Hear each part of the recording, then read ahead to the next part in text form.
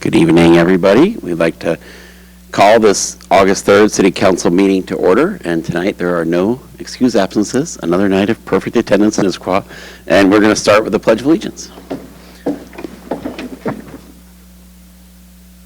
pledge allegiance to the flag of the United States of America and to the republic for which it stands, one nation, under God, indivisible, with liberty and justice for all. And our first item of special business is going to be ID 2040, which is Purple Heart Proclamation. And I'm going to invite the veterans in the room to join me up by the podium where I'm walking now.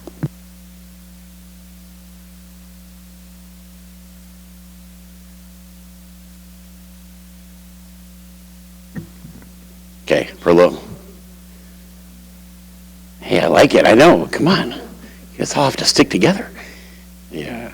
And for context, it was brought to us that Issaquah was not a Purple Heart city. The council did approve in June to become a Purple Heart city. Oh, other veterans, come on up. Here.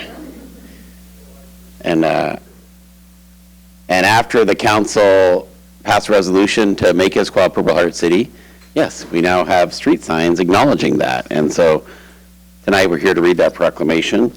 Whereas August 7th is recognized nationally as Purple Heart Day and is intended to commemorate the sacrifices of recipients and their families, and whereas the city of Issaquah supports its military veteran population, and whereas the Purple Heart is the oldest military decoration in present use, first created as a badge of military merit by General George Washington in 1782 and established by U.S. Army Chief of Staff Douglas MacArthur in 1932. And whereas the mission of the Purple Heart is to foster an environment of goodwill among the combat wounded veteran members and their families, promote patriotism, and most importantly, make sure we never forget their sacrifices. Whereas the city of Issaquah believes it is important that we acknowledge them for their courage and show them the honor and support they have earned.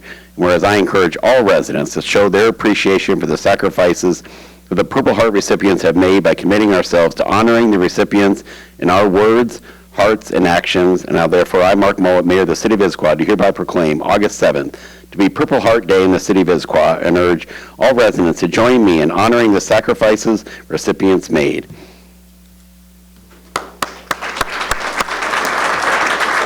Okay. As with all proclamations, it's all about the photo. So here we go. Autumn is on photo duty tonight. All right. You see everybody? Yeah.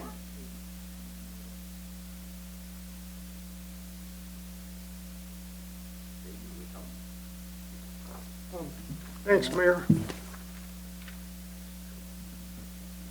Thank you, Mayor Mullet. Appreciate it. Not too many of us wear Purple Hearts. I made the comment earlier when I walked in, I never joined the Army to get a Purple Heart. That was not in my thoughts at that time. But my wounds were mostly superficial and minor. I will tell you that my heart goes out to those who had very difficult wounds, and many are in the VA hospital, to include the VA hospital in Spokane that was evacuated. So I just want to stand here and tell you that those difficult wounded soldiers, sailors, airmen, it takes a long time to heal up from those wounds, and many of those wounds are internal as well, not just external, if you understand what I'm trying to say. So I'm grateful to the council for doing this. We talked about it. I was at a ceremony not too long ago in North Bend. They did the same thing, moved it to Purple Heart City. So I'm just very grateful for that. And thanks for doing it. You're a hard man to say no to. There we go.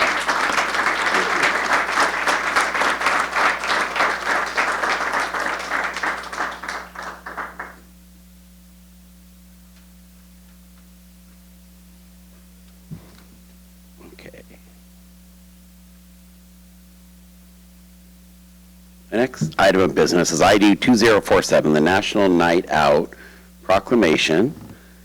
And we have our new police chief, Steve Milet. Chief Milet, come on up. You're getting used to this drill.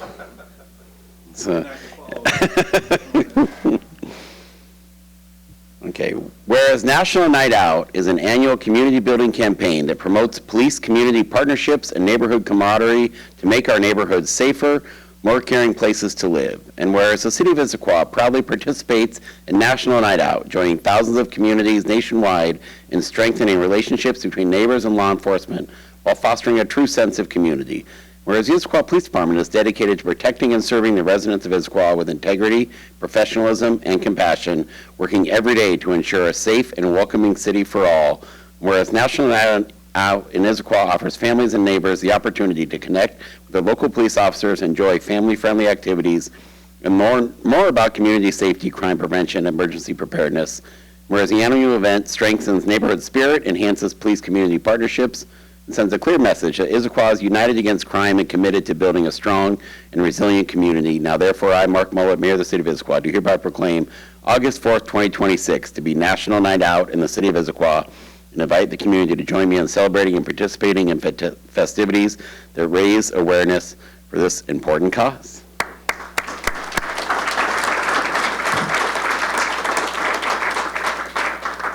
The chief and I are starting tomorrow night in Taos at 5 o'clock. We will be back down here for our own city event on the back steps of the police station. I think that event starts at 5:30. We may get there 15 or 20 minutes late, but here you go, Chief. Thank you, sir.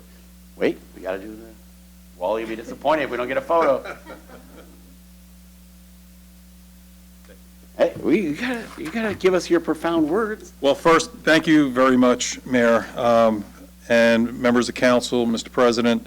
I want to first salute you all for taking time to acknowledge and show respect to the Purple Heart recipients and acknowledging all the sacrifices that military members across this nation, today and in times past, and their families have made for this country.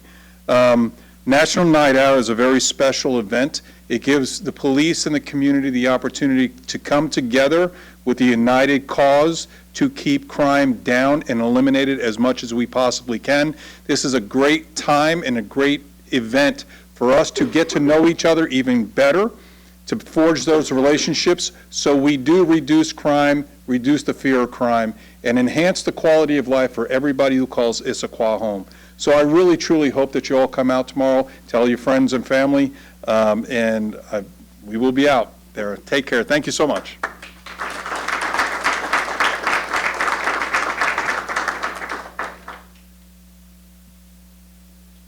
Okay, our last proclamation is ID 2048, Farmers Market Week Proclamation. We have Kelly Diane, the leader of the best farmers market on the east side, or maybe it's just statewide. I don't know where we want to stop with us being the best farmers market. Whereas National Farmers Market Week, observed annually for the first week of August, recognizes the important role farmers markets play in our food system and encourages Americans to support local producers by purchasing their products at farmers markets. Whereas the Issaquah Farmers Market, held each Saturday from May through September at the historic Pickering Barn, and also occasionally at Memorial Field on 4th of July events, has served as beloved gathering place for over 30 years, drawing thousands of residents and visitors annually. Whereas the Issaquah Farmers Market supports more than 100 local vendors, including farmers, bakers, crafters, and prepared food makers, helping to sustain small businesses and strengthen the regional economy. Whereas the market fosters environmental sustainability by encouraging consumption of locally grown seasonal produce, reducing food miles, and supporting eco-friendly farming practices. And whereas the market provides equitable access to fresh and nutritious foods through participation in programs such as SNAP, EBT, and Market Match, reinforcing Issaquah's commitment to food security and health equity. Whereas the market enhances community engagement and connectedness by offering a vibrant, inclusive space for education and engagement where individuals can learn about food production, nutrition, and connect with neighbors and friends. Now, therefore, I, Mark Mullet, Mayor of the City of Issaquah, do hereby proclaim the week of August 2nd to August 8th, 2026, to be Farmers Market Week in the City of Issaquah. Encourage all residents to visit the Issaquah Farmers Market and other local markets to support our farmers, nourish our families, and celebrate our vibrant local food culture. Thank you. Okay, are we doing the photo first? We have the. Let's get more, yes, come on up. For those in the audience who haven't been to the Issaquah Farmers Market yet, you got to go. Oh, there's Andy. And there's the cutest farmers market visitor every Saturday. Where's the bow? There's no bow right now.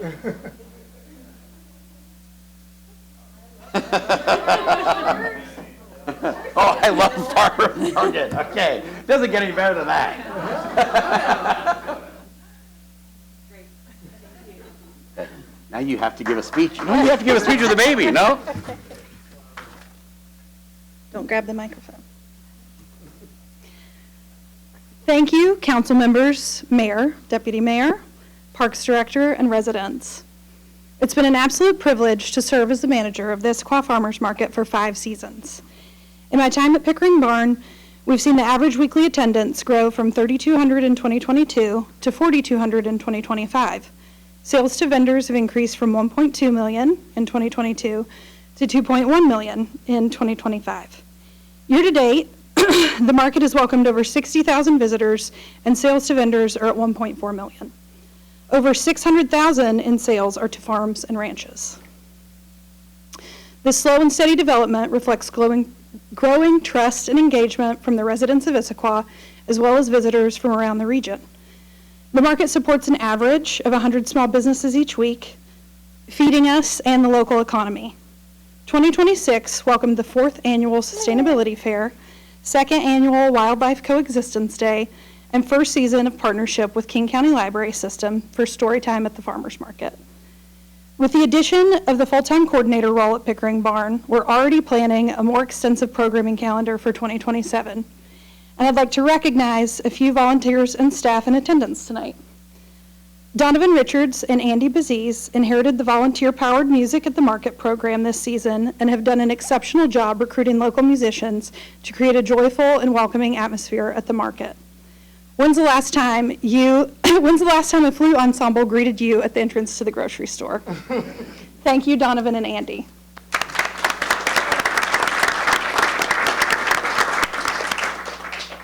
I'd also like to recognize 2 of our staff, Oliver Sandrick, who is a volunteer turned market staff, and Clive Andrews, who is celebrating 10 years of employment with the City of Issaquah as a part-time staff.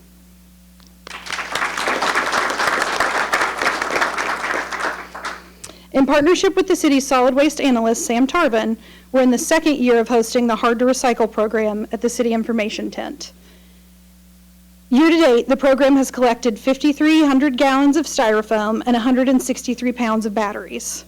For a frame of reference, that's a 15-foot swimming pool full of styrofoam, and a commercial dishwasher weighs the same as our collection of batteries.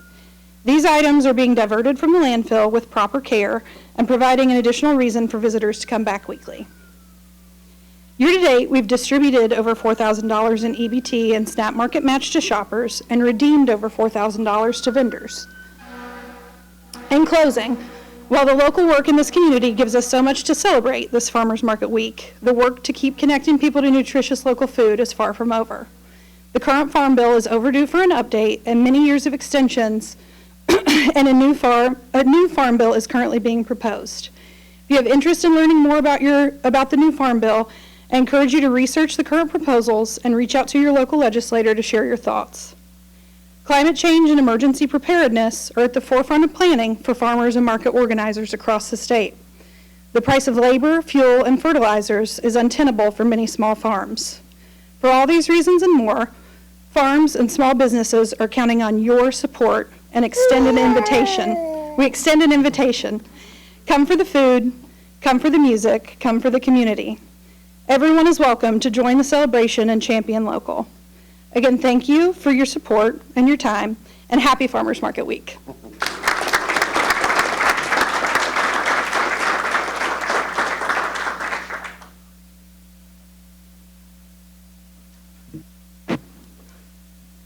Okay. Next is ID 2064, which is a 4th of July Commission report, and we're actually going to start with Paul Winterstein. Go there. Let's go there.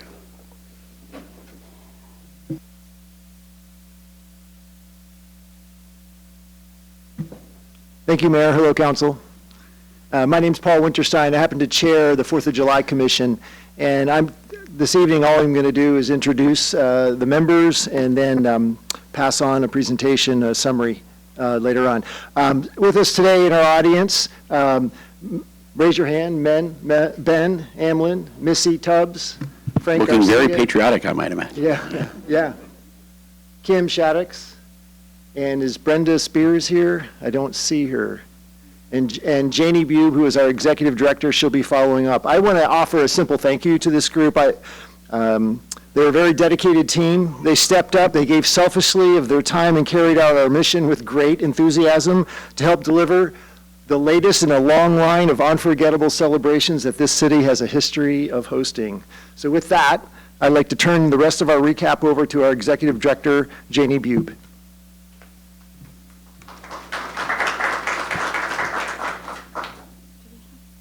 All right, it's all yours, Jeannie. Thank you. I also want to give a shout out to Lindsay, who was at every single meeting and did all of our notes and helped with all the different items that we needed added or that we forgot. So huge thanks to Lindsay as well.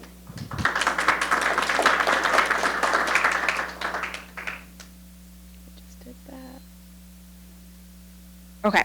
So just to summarize a little bit of our 4th of July weekend highlights, we expanded from what was a one-day event into a 3-day event, which included moving the Chalk Art Festival, which is not new, obviously, to July, but to this event and kind of having that be our kickoff event, which turned out really well and was a huge success.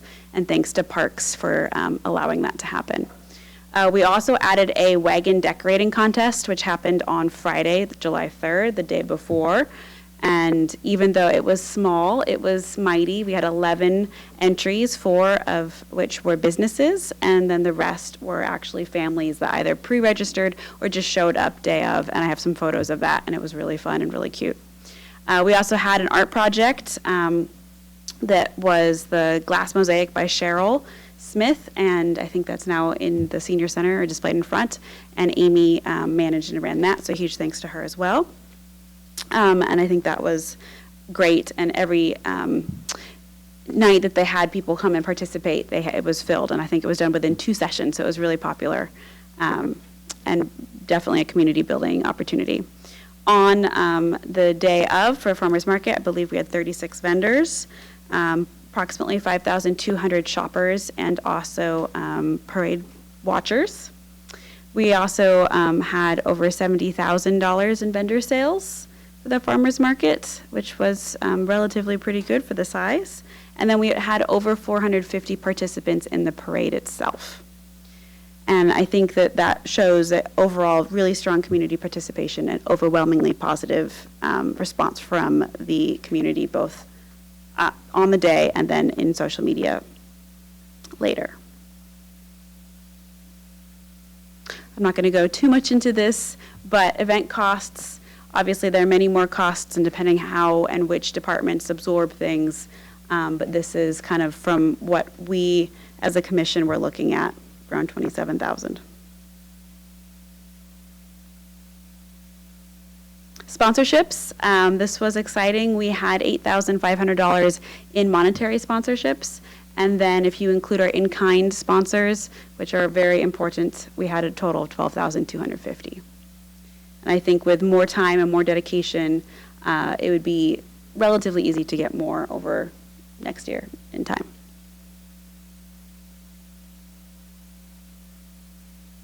So for the wagon contest judging, this is an example of what it looked like. It was in the senior center.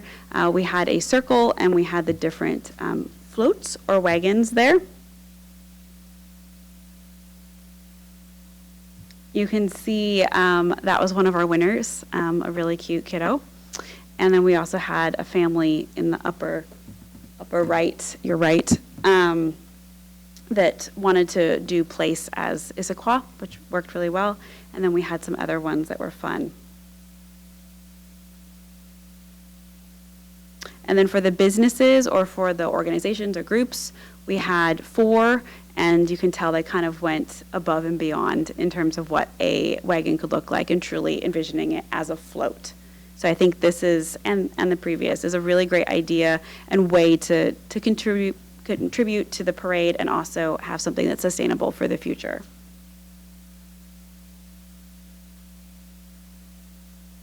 And the art projects, here's an example of that for those of you who did not see it. It's absolutely beautiful.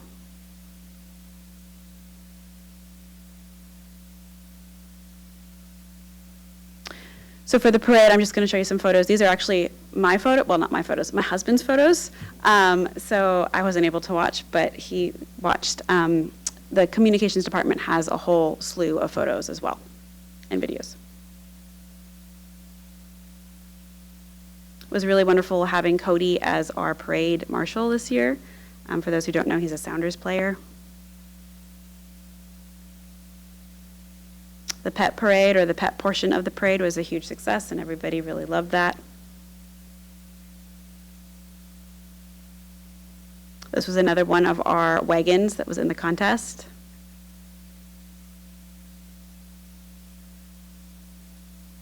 Wagon in action. This was one of the winners. This is more of the people portion of the parade, and they were handing out candy, very involved. The structure of the parade was also a little different this year in terms of how we as a commission structured it, and I think it worked really well.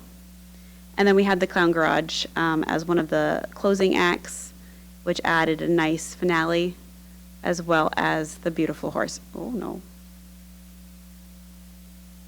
Nope. The delay is really...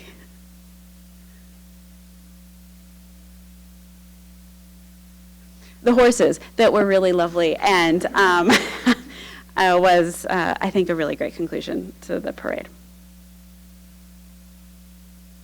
So what worked? Farmers Market, I think that was a huge success, and I think having that be part of the 4th of July is a really great way to bring people and continue them to move to different parts of the city, whether that is a farmers market or a vending market in the future. I think also having elements of the Memorial Field was a great success. Having the Chalk Art Festival kick off the festivities, I think, is a nice add. And then keeping the wagon decorating contest and building that up and making that bigger, I think that could be a huge success for the city and could have different elements in the future. As well as the parade, keeping it bigger, making it bigger every year if that is possible. I think it was, it's important. It's a civic duty in my mind to give back to the community, obviously well received. And then strong opportunities to identify more options in the future and more sponsorships and more partnerships as well. Okay, so now the thoughts from the commission. We're going to have 3 of our commission members come up and talk to you all directly. Thank you very much, and I'll let them continue. Okay, and before you do that, I have to say that the first 3 months I was mayor, I thought Janie was actually a City of Issaquah employee because she was working so much. It wasn't until Lindsay informed me in the spring that she's volunteering her time to do all this. So you deserve a great round of applause.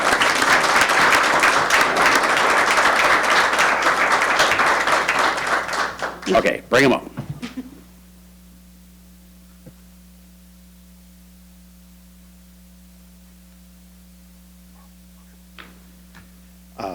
Good evening, Mayor Mullet and council members. My name is Ben Armlin, and along with Missy Tubbs from the Issaquah Ice Cream Trike, I had the privilege of serving on the 4th of July Commission for the past 15 months. First, I want to thank the city, staff, volunteers, sponsors, and everyone who helped make this year's 4th of July parade and festival such a tremendous success. Their turnout exceeded expectations, and the feedback from residents, visitors, and local businesses has been overwhelmingly positive.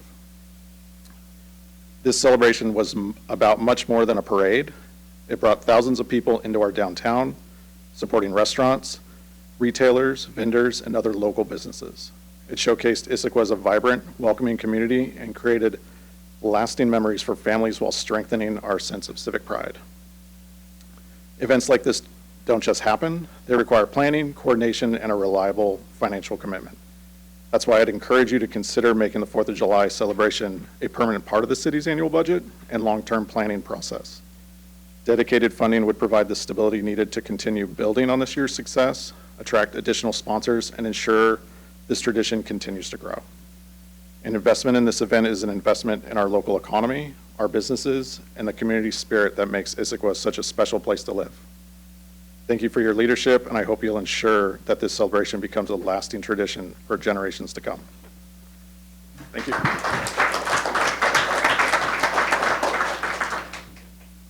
Thank you, Ben. Hello, everyone. Good evening, Mayor Mullet, City Administrator Wally, and council members. My name is Francisco Garcia.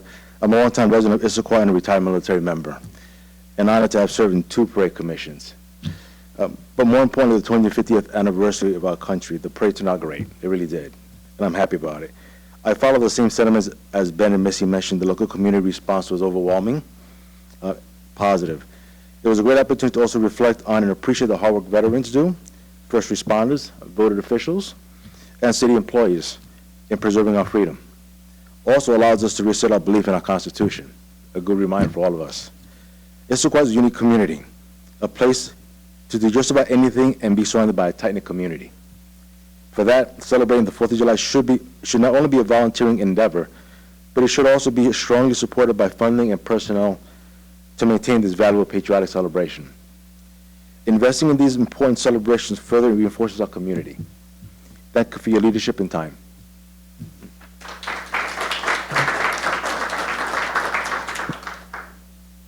I'm Kim Shaddix, more notably known as Mayor Mullet's chauffeur and personal photographer for the 4th of July. Kim did drive and keep us safe on the 4th of July parade. So Yeah, all 2 miles an hour in that big Bronco that we had. But I wanted to thank the council for the opportunity to serve on the commission. I was a latecomer to the commission. I only came in probably 4 months, the last 4 months of the year. I think I joined probably in February. I have been in Issaquah for 7 years and have never been active in the community. We moved from Texas, if you can't tell. And so when we moved up here, it was because of kids. Who else do we move for across all those states? And I now live in Providence Point. I moved out there in April of last year. I've become involved in Kiwanis of Providence Point. I'll be president-elect come October, and I'll be president in 2027, October. And through that club, I've become involved in the city and all the happenings going on. And so when I saw the city notice come out about the different commissions available and what they were looking for, I applied and interviewed for one of them. And Lindsay came back and said, hey, we think you need to be on the 4th of July Commission. Would you be interested in doing that? And I said, sure. So that's what I did. I'm here to tell you it is important that the city support this. It needs to be an ongoing commission. It doesn't need to be just put together on a piecemeal basis. It's something that the commission needs to be able to build on. They need time to put it together. They need time to approach vendors.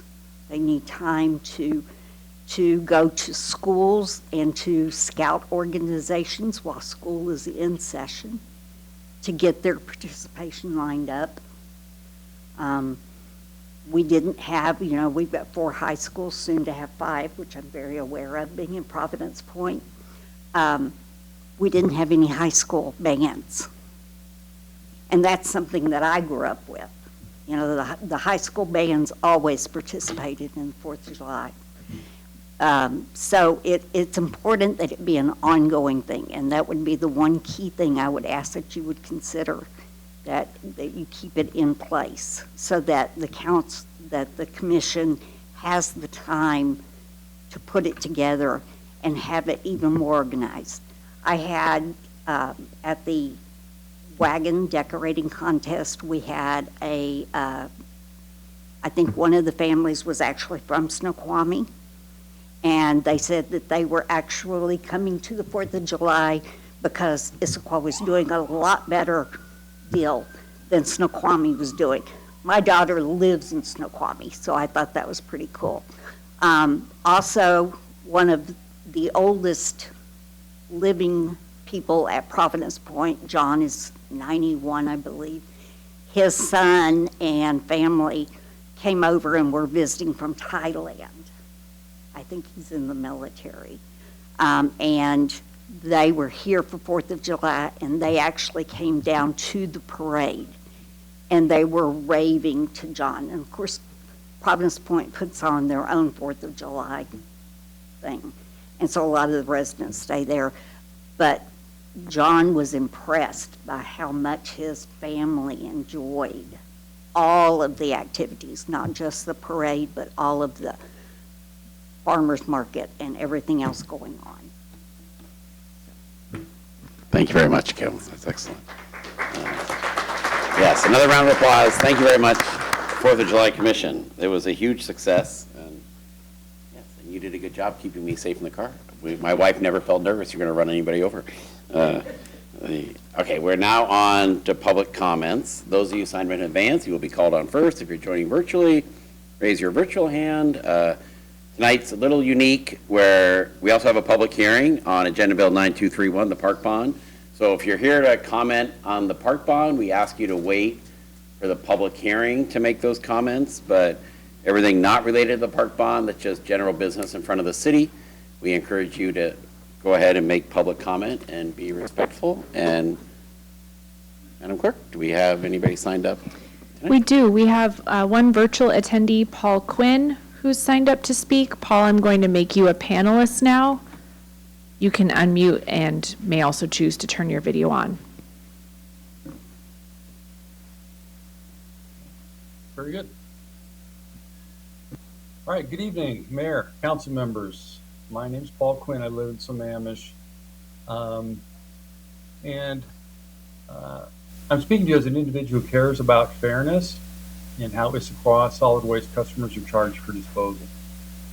And right now we charge our residents and businesses for disposal based on the size of the container being picked up. And the effect of this message is to say we don't care about how much you put in or divert from the landfill. The approach is unfair because it charges all people based on the size of the container rather than what's in the container. We know this is wrong as our water, gas, and electricity charges are based on what we use rather than on the size of the wires and pipes connecting us to service. I've emailed you handouts. Handout number 1 shows both updated diversion rates through May of 2026 and also a graphic of the trend of the monthly cost for garbage disposal for your single-family residences. It continues to go higher and higher. And last year, King County told us their disposal charges passed on to this city's residents and businesses is likely going to double in coming years. What's worse is than this trend line is that the city doesn't really allow residences or businesses to reduce their costs for disposal by properly diverting materials for recycling and composting. In fact, our current approach increases costs to folks who do work hard, sorting, recycling, and composting their food scraps by charging them the same as those who are indifferent. This is unfair, and we can change it by weighing the refuse that each customer creates. And to begin this change, I recommend a pilot program called Smart Disposal, which will significantly improve the city's diversion rates. Note, Smart Disposal is an innovative initiative. It's not a company. Handout number 3 outlines how Smart Disposal works in some detail. I'll now briefly describe what Smart Disposal is. Smart Disposal weighs each container picked up by the hauler at each single-family home. This system, using postcards mailed to each resident, provides data specific to the resident, including a landfill diversion rate per pickup and how their use of the utility compares to others in their community. And I provided handout number 4 to show you an example of what a postcard report could look like. The system helps us move from a toss and forget mindset towards making better choices. We all know that feedback through measurement works because water, electricity, and gas are metered, helping us to moderate our use. Smart Disposal provides the meters our disposal utility needs. The city's current initiatives are good, and your team is working hard, but they don't provide sufficient impact to improve trends needed to reach the city's 2030 diversion goals. And 2030 is not that far off. This council can either spend its time, explaining why Issaquah did not hit their diversion goals by 2030, or we can take the needed actions to get us there in time. We need this council to provide the urgency and the leadership to drive smart disposal forward. And what I recommend to you today is that this city implements smart disposal or conduct a proof of concept demonstrating for about $50,000 how smart disposal will work. Because metering and reporting to residents what we dispose of at the curb provides fairness to help us abate the increasing cost of disposal, and it will improve our diversion rates. This council should support this. Thank you. Thank you very much, Paul. Madam Clerk? No one further has signed up in advance. We do have a number of people with us virtually tonight, but I don't see that any of them are wishing to speak at this time. Okay, is there anybody in the room who wants to speak who's Paul Winterstein?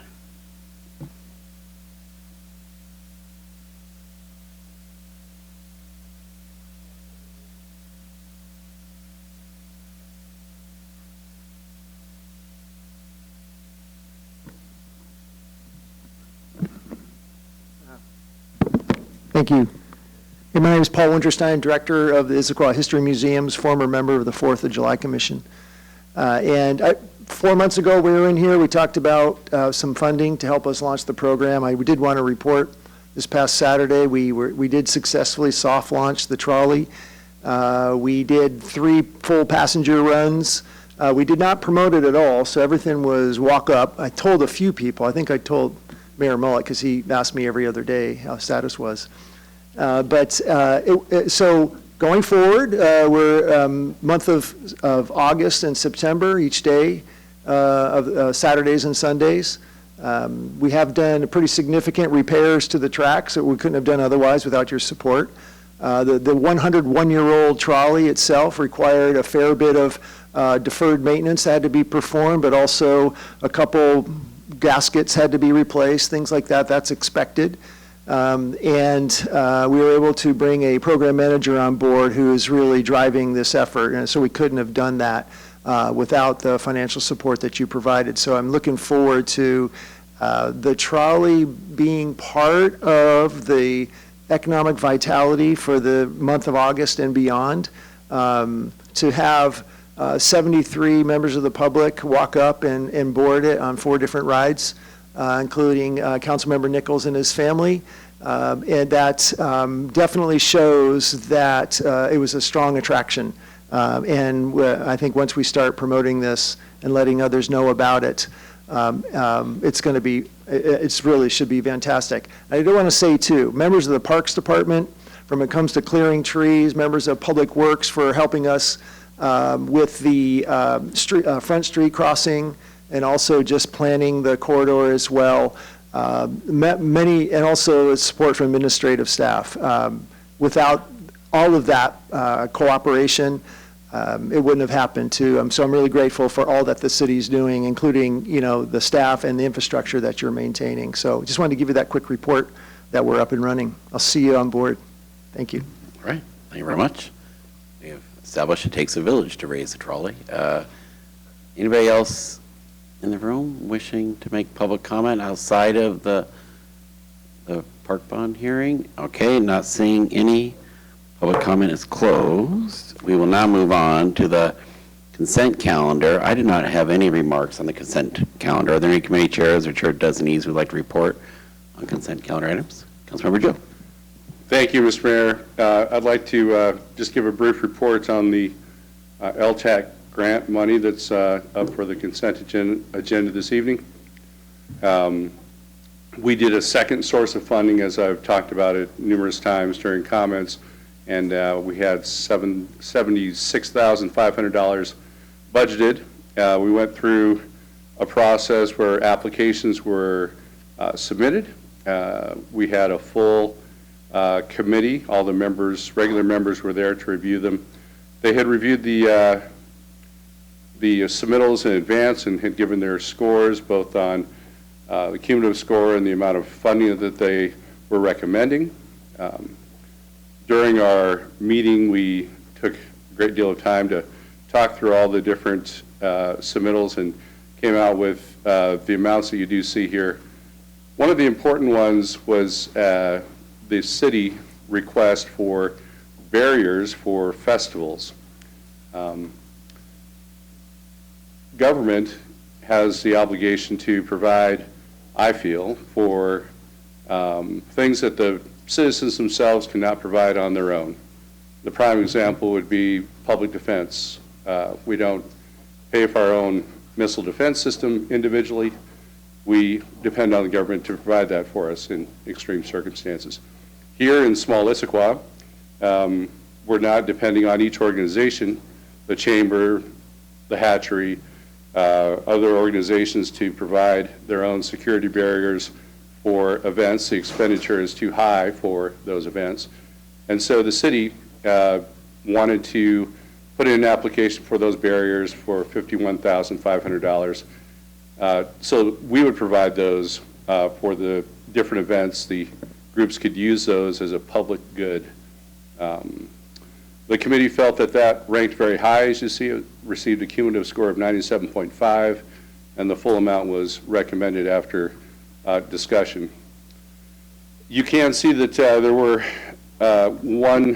was one submittal that did not receive any funding at all, given the fact that it was more for capital improvements in a private business.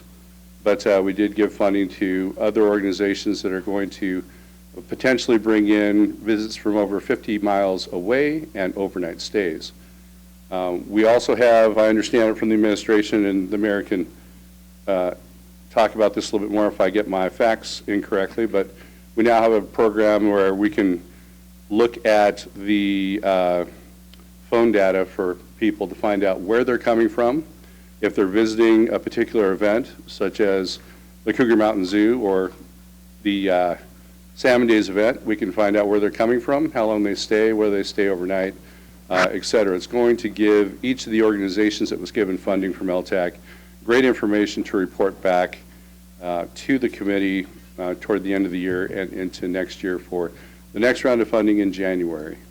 That concludes my report. I hope that this would pass the consent agenda this evening. Thank you. All right.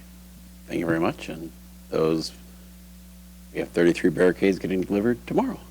So they are en route, I'm told. Within 24 hours, they will be in our possession. Any other comments on the consent calendar? Not seeing any. The consent calendar was distributed in advance. It authorized the items. Oh, Councilmember Nichols, sorry. This is a question, but I missed this in the packet, but the phone bit of this, as far as tracking visitors, is that in this LTAC? No, it's not. No. It's not. I think that Councilmember Joe was just referring to something separate. It had nothing to do with this grant at all. The grant was just for the barriers, for the 33 barriers. Okay, Yeah. thank you. So the consent calendar was distributed in advance. Items will be considered together and approved by one motion. Have the payables and payroll been reviewed? Yes, they have. Yes, they have. I will say they were reviewed closely. We had a lot of questions on payrolls and payrolls. I was impressed. Is there a motion? Council President Martins. Mr. Mayor, I move the consent agenda as listed in tonight's packet. Second. There has been a motion and a second. All those in favor, please say aye. Aye. All those opposed, nay.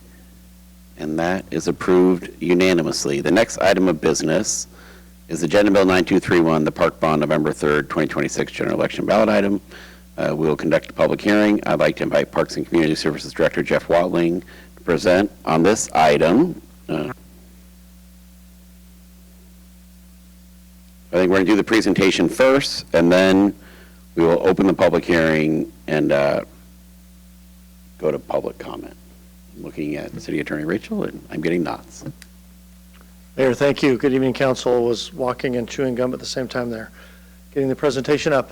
Thank you. As Mayor mentioned, I'll provide a really brief overview of the proposed park bond that's going before voters with your approval at our June meeting for the November 3rd general election.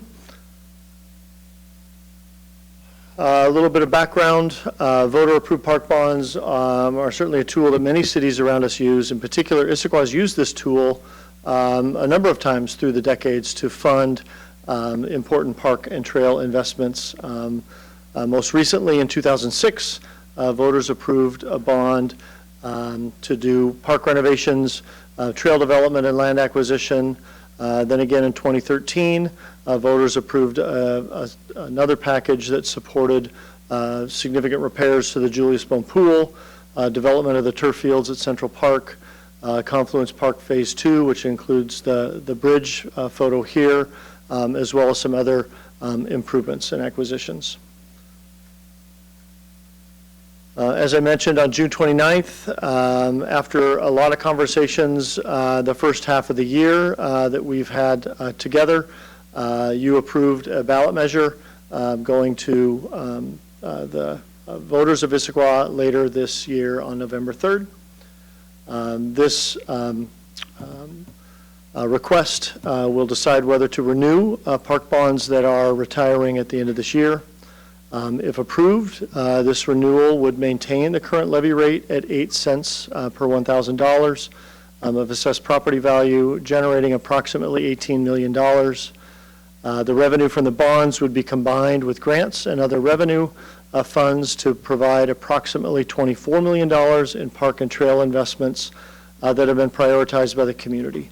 That prioritization of projects was done in the adopted 2024 Park System Plan. Without this funding, as we identified in our conversations this spring, and looking historically at how we've been able to invest, we, the city, have been able to invest in park development projects similar to this, completing these same priority projects would take more than 30 years to accomplish without this funding. If approved, the related property taxes on $1 million home would remain and not exceed $80 a year. These next two slides are information boards that we've put together, really quickly going over the proposed projects on this package.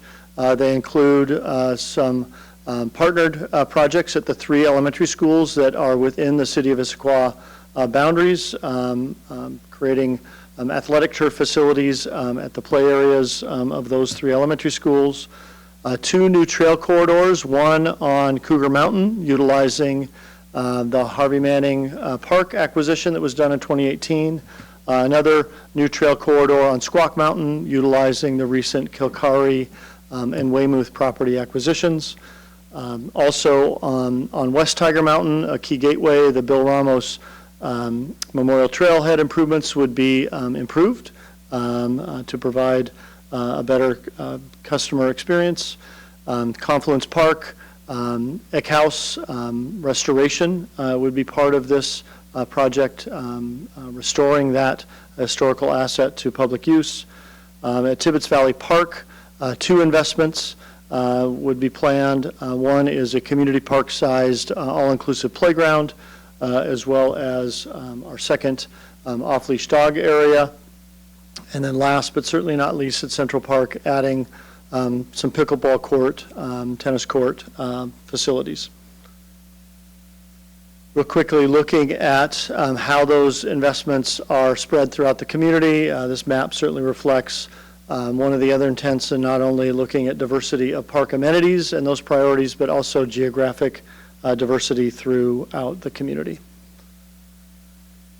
That's the end of my brief staff report. So now invite opening the public hearing. Thank you so much. Okay, so we're going to go ahead and open the public hearing on this item. This formal public hearing is not required for this item. We felt it was the best way to ensure we heard from those on both sides of the issue, given that we now have opened the public hearing at 7:49 p.m. If you're joining us virtually, you can raise your virtual hand, and if you're in the room and you do not sign up, you will be able to still make comments after we've called on those who did sign up. So, Madam Clerk. Yeah, the first person signed up is here in the room, Jonathan Smith.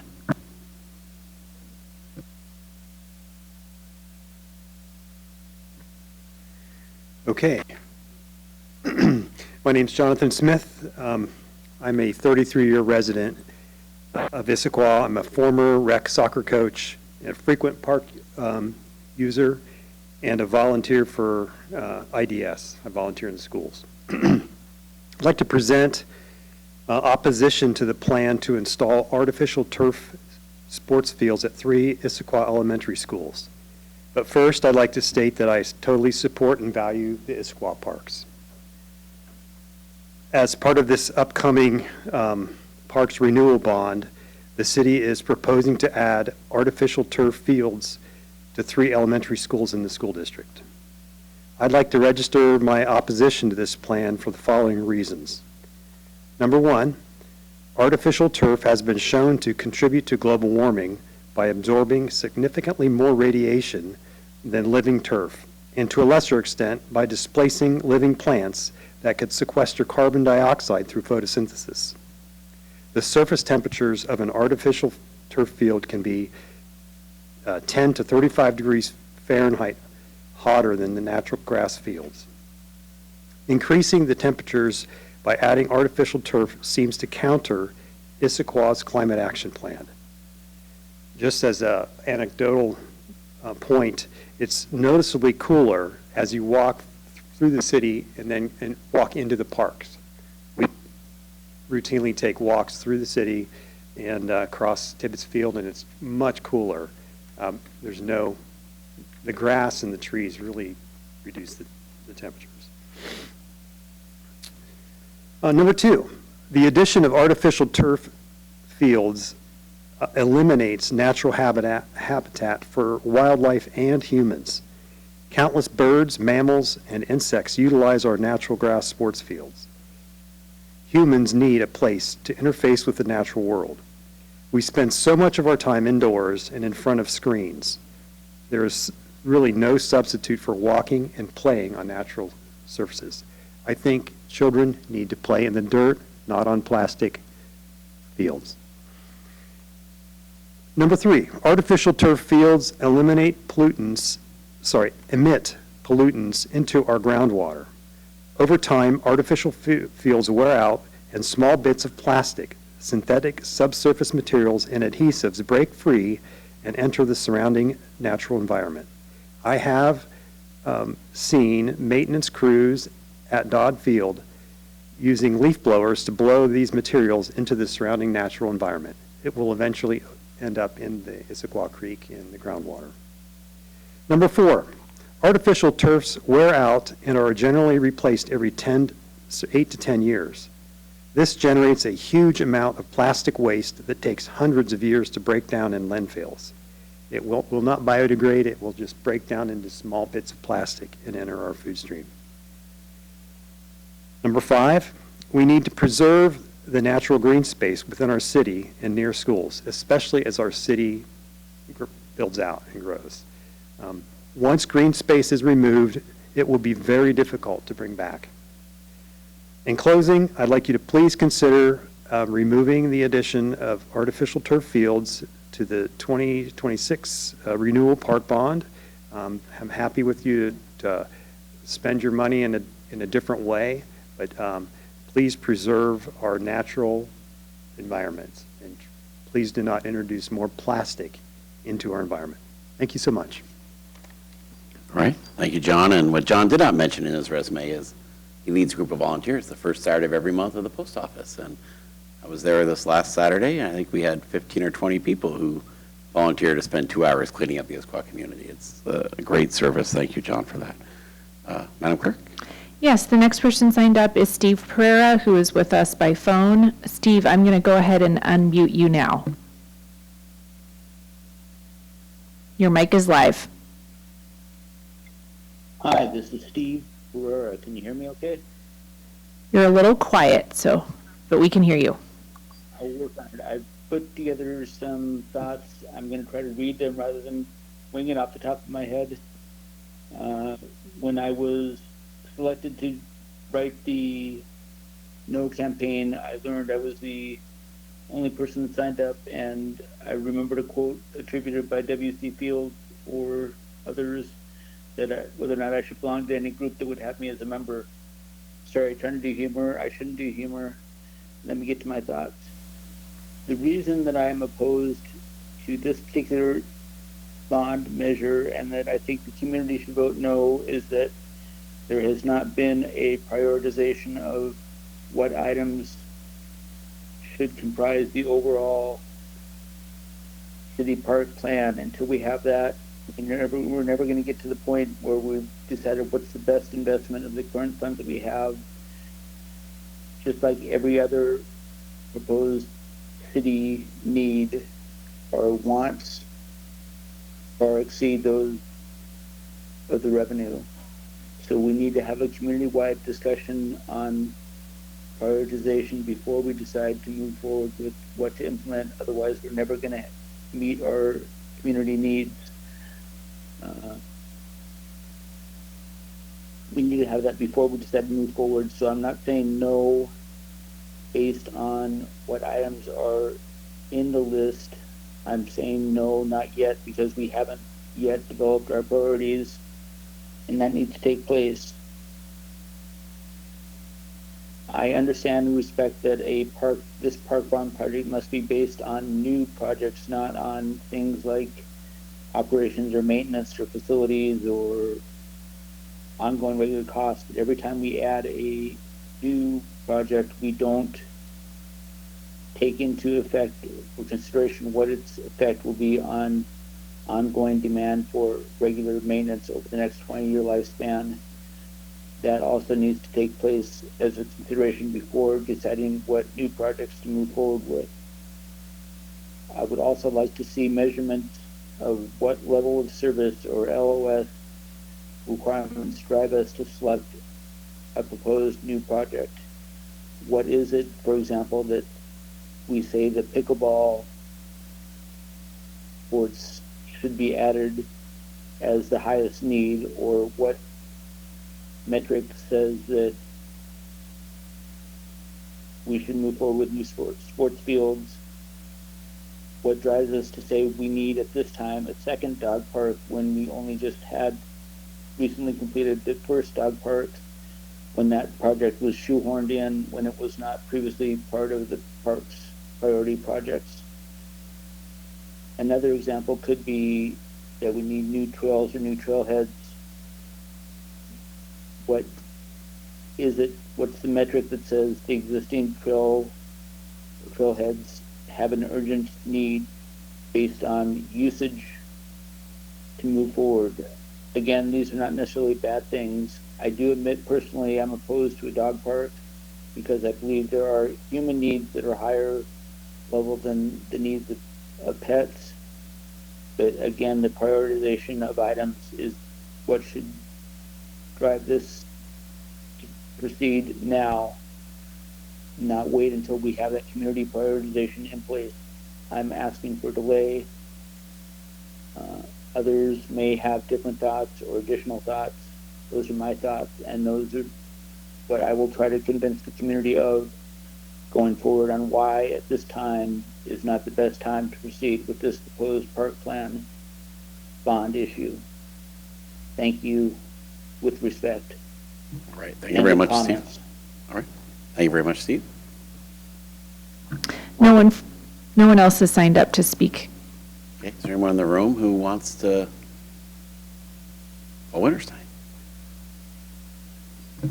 Thank you, Paul Winterstein, Director of Issaquah History Museums. I think it's wonderful that the restoration and reimagination of the Eck House that stands in the northeast corner of Confluence Park is what's envisioned to be completed as part of this bond. The Eck family arrived in Washington in around 1890, homesteading out by intersection of I-90 and Highway 18. Anton Eck was a coal miner, and he traveled into town to work in the local coal mines. And eventually that became untenable. Him and his wife got that land, and they built that house. It still stands. Remarkably, one of their grandchildren is still with us and lives here in Issaquah still. Issaquah was largely a community of immigrants, mostly from Europe countries. but that early history, especially driven by the opportunities by coal, really had a profound influence on what the city became over the next few decades. This house and its location, it's amazing that it's an original structure. In fact, it was the loss of Doc Gibson's house that inspired both the city government at that time and private citizens of Issaquah that eventually led to the creation of the Issaquah Historical Society in 1972. So the community has a history of recognizing that the value. I think the vision for creating a gathering space here, I don't know of any other public historic building within the city that has that vision behind it. I think its location in the park, which encourages not just drive up, but also to participate in the open space. I think it's in a very walkable location compared to other gathering places that we might have. I'm thinking of the Tibbetts Valley Manor, for example. So it's not quite that scale, obviously, but the historical significance of the family, what they represent not, at that time of Issaquah's history. In fact, one of their daughters was the first female leader of the finance department of the city of Issaquah in the early 1900s as well. So there's quite a bit of family history that, that connects a lot of us, not only to the family, but to the early industry. That was considered way north of town. It's fun to tell those stories because when people visit places like the Eck House and they hear the stories of the families that lived there and what they did, they oftentimes see themselves. They get, and when they see themselves in a place's history, we know that they feel more connected to that community. And I think that's a very valuable, sometimes difficult to see service that restoring and maintaining these historical properties presents. It does help strengthen the civic fiber of the community, and I think it's a wonderful investment and a really good, I'm really glad that Director Watling and everybody who worked with him, including members of the community who voted or stated their preference to include this project in this bond. Thank you. Thank you, Paul. That was educational, and your City of Issaquah frequent flyer miles should be in your account tomorrow morning. That's what you get for anybody else in the room who would like. Oh, Donovan, come on up.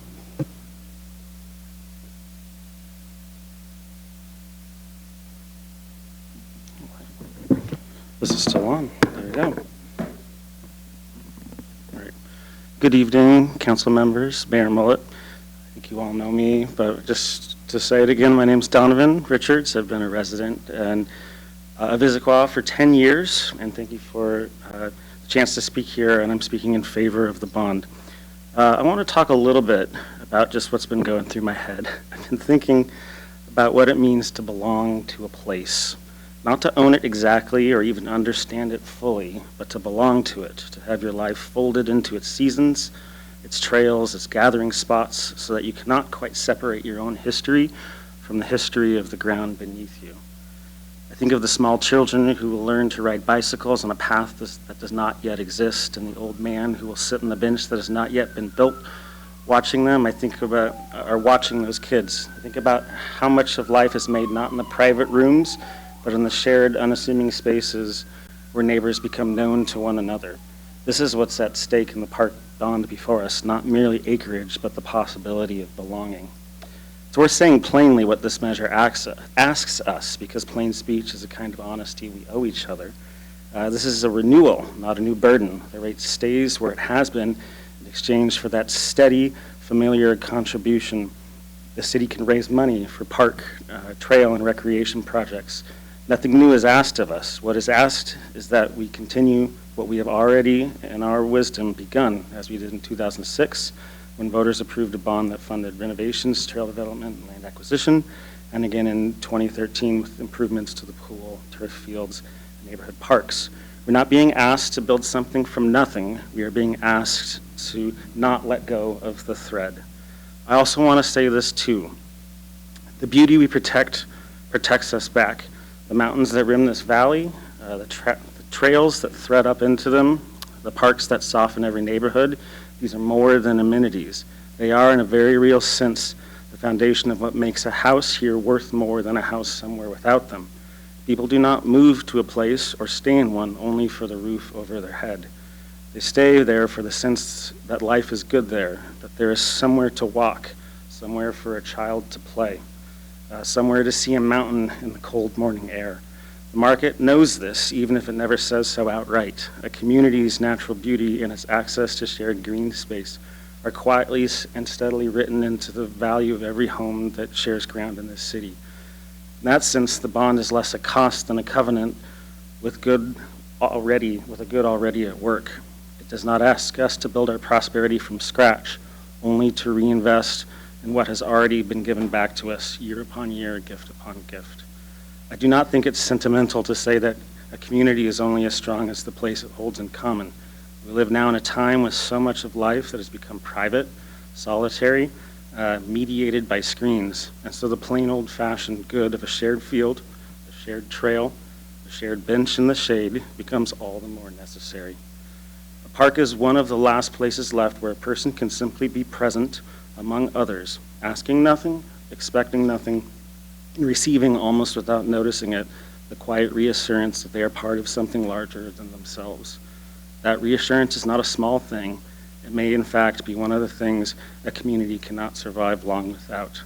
So I urge everyone to vote yes, not because it costs you something new, but because it costs you nothing new to keep giving the next generation what was so generously given to us: a valley, a mountain, and a bench in the shade, and a reason to gather. Thank you very much. Thank you very much, Donovan.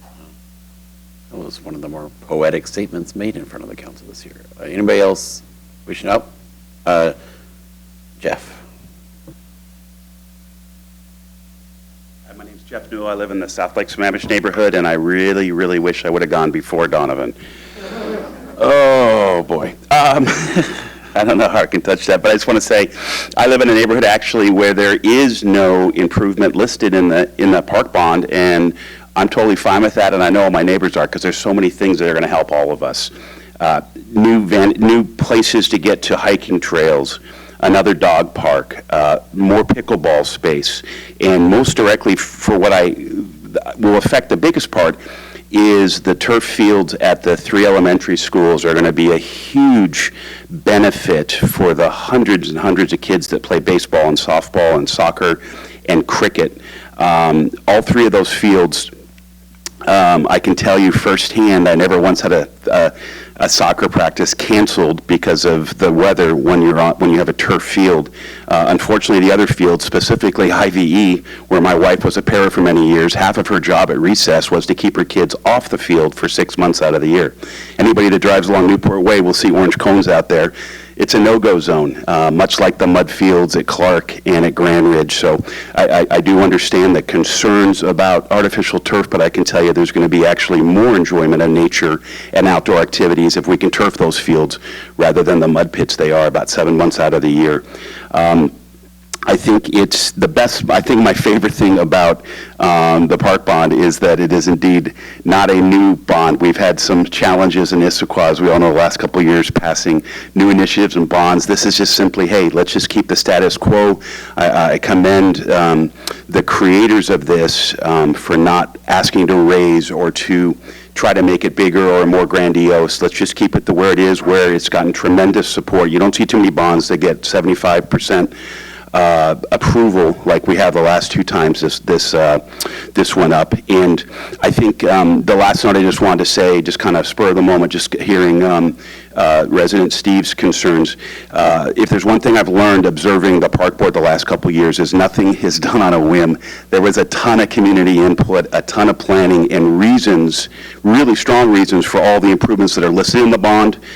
So I disagree strongly that this has not been thought through, analyzed. That was actually probably the exact opposite. There was a lot of thought that went into making such a diverse offering, and I forgot to mention the inclusive play area is something that my generation didn't ever really think about or have, and you don't have to have kids sitting on the side looking at other kids playing. You're going to have really great involvement from majority of groups on that. So I'm very much in favor of this. I think the council can send a strong message to the community by supporting this as it goes into the fall election season. So thank you.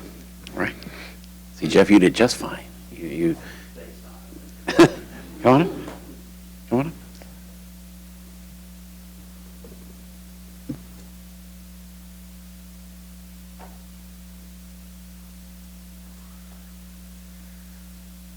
Well, my name is Clive Andrews, by the way. I am a 12-year resident of the city. My family and I moved here in 2014, and this is not collusion, it's purely coincidental.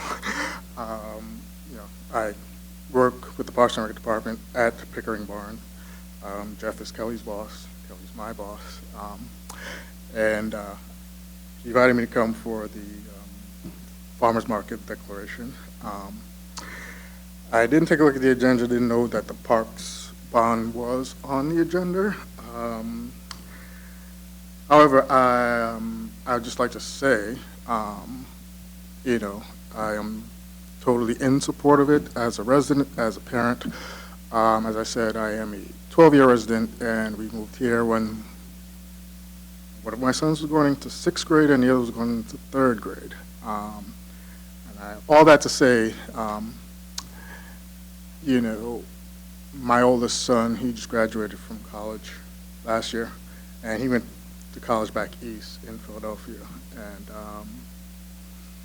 he came back for one of his breaks or whatever else. And we were just talking, and, as a father, just trying to get his feel and opinion on things, etc. And, he loved going to school over there or whatever else. But one of the things that struck me is he said, it's nice being in a city, going to school, etc. But it's nice to come home, and when I step out the door, I can just go 50 yards and I'm on a trail, I'm walking, there's whatever else, which is great. And pursuant to that, in terms of parks and recs, both of my boys were heavily involved in a lot of extracurricular activities. My youngest son has practically become Aquaman. He's been through the swimming program at the Bowen Pool. Can swim just about with anybody. They both played baseball, football. Well, my oldest son played football. Practices were held up in the Highlands. And not many, I should say not many, but it's great that this city, because some cities don't have spaces for kids to do that stuff. And the kids and grow up and feel like they're part of the city and know each other, etc. Another stump would be the new skating park across from the transit center. My youngest son, he's big into skating, and that's one of his favorite places to go when it opened up. The other, I know someone, had some comments on this about about the dog park. It's funny because I also have 2 dogs. So it's their 2 dogs, but Dad takes care of them. And we love being able to go out, walk on the trail with them, etc. There's a lot of talk in the neighborhood about, having dogs off leash and safety and whatever else. And when we saw the proposal, we were like, oh, and kind of followed it everywhere. And, it was just great to have some place to go, contained, and let the dogs go off and smell everything at their leisure. And I don't know, tying into this was, I had a one-on-one with Kelly, and she was asking me why was it I was so sort of dedicated, and working at the barn, because I'm only part-time, etc. And what came to mind was, revenue from the barn goes to subsidize some of these programs in the city. The community center, et cetera. I was also a rec coach, by the way.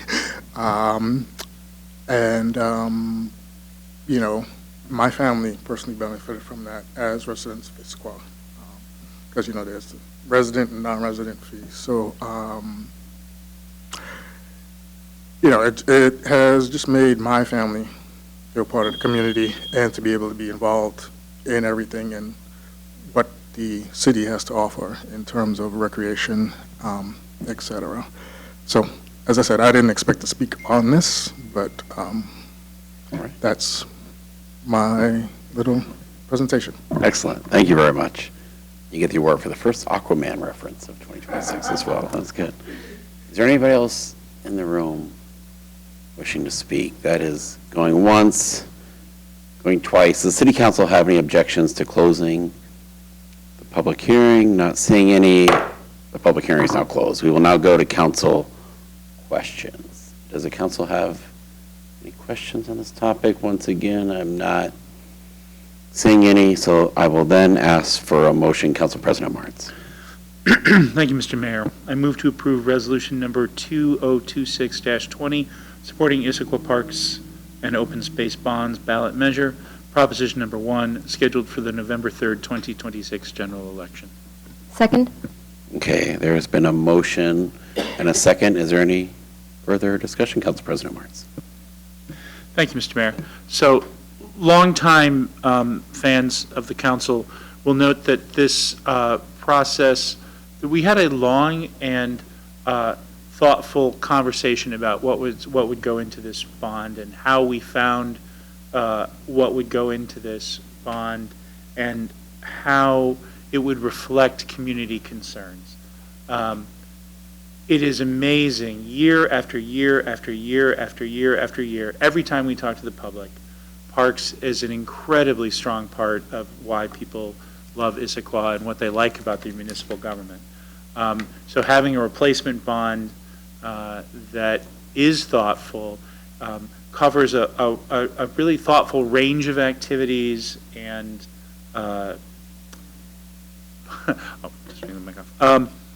range of activities and range of ways that people engage recreationally in the city is I think, will be an important step towards continuing this great relationship that so many in the community have with the city through parks. So I'm delighted to have moved this motion this evening. Thank you.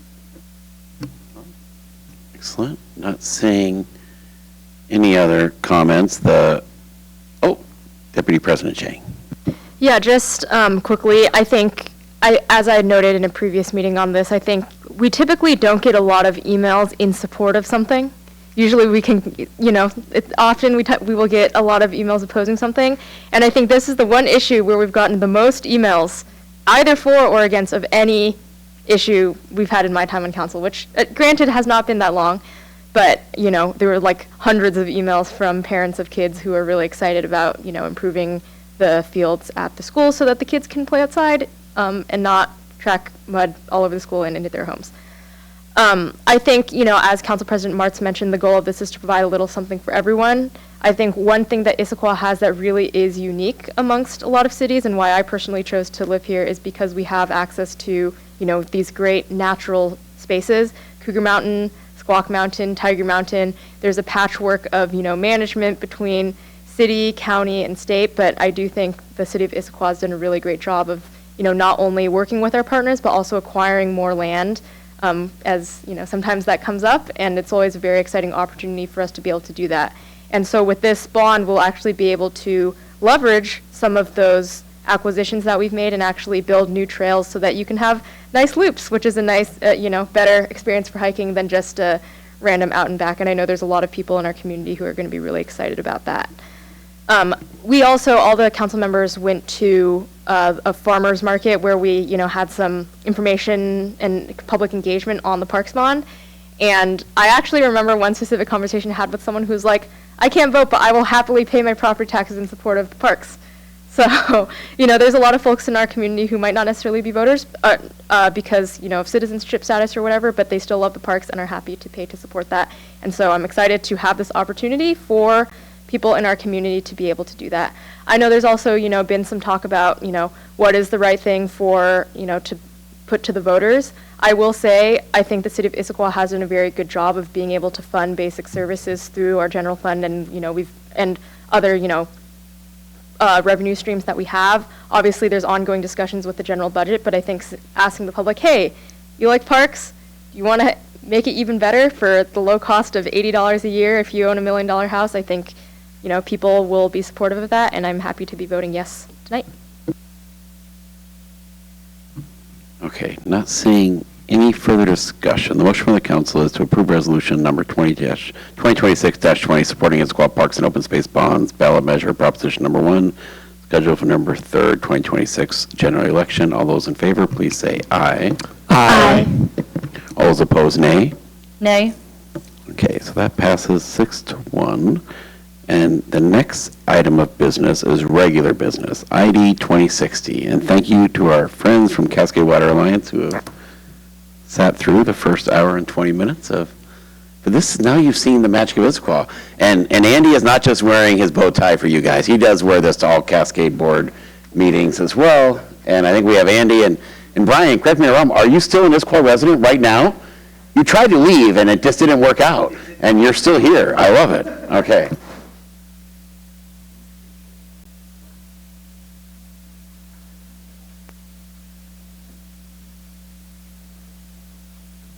Andy and Brian, I'm going to let you share your titles at Cascade with the council as you get to your presentations. You bet.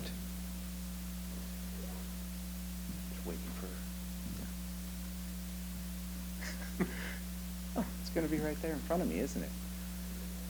All right. Thank you all for having us tonight. My name is Brian Bartle. I'm the Cascade Supply Program Executive with Cascade. And my name's Andy Baker. I'm Cascade's economist. So, let's see how this.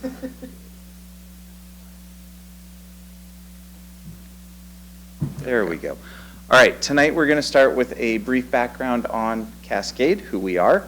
This will be followed by information on the Cascade Supply Program, which is a large program, large being a small word there for that. It's a major undertaking for our agency.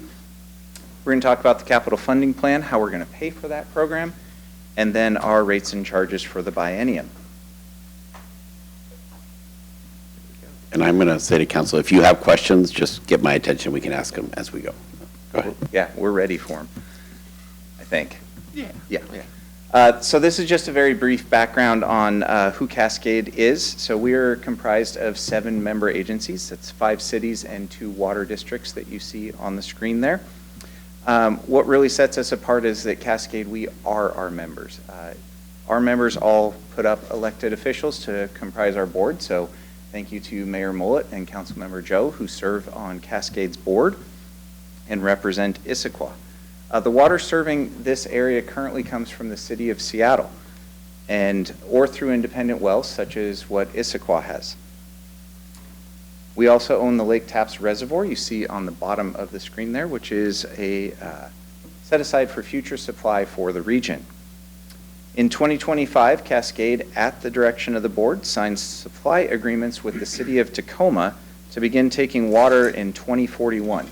In order to do this, Cascade is embarking on the Cascade Supply Program, which will provide long-term security and resilience to our members through a new connection to Tacoma. So what is the Cascade Supply Program? This slide here shows how we would embark on this program. It's a very early graphic of the 3 phases of the program. Throughout the next 15 years, we will be working in the green area you see on the screen. Phase 1 is what we're calling the transmission phase. So at the bottom of this slide, you see a yellow line. Used to have a label on it that said Tacoma Pipeline 5. It's right there between the green and the purple. And we are connecting to that Tacoma pipeline at that point, and then bringing a pipeline north, roughly 20 miles, into the Bellevue or Issaquah area, depending on where we find land for a storage tank. That ending point is that orange line you see that goes through Bellevue and Issaquah there. That's known as the Bellevue-Issaquah Pipeline, known as the BIP. Very great acronyms. We love those in our industry. The pipeline that we'll be building is 50 to 60 inches in size. That is a significant pipeline. If you think about what serves most of Issaquah, it's 8s, 12s, maybe some 14s and 16s. The BIP itself is the largest pipeline in our region right now at 24 inches. So this is a major undertaking to bring a 60-inch pipe north.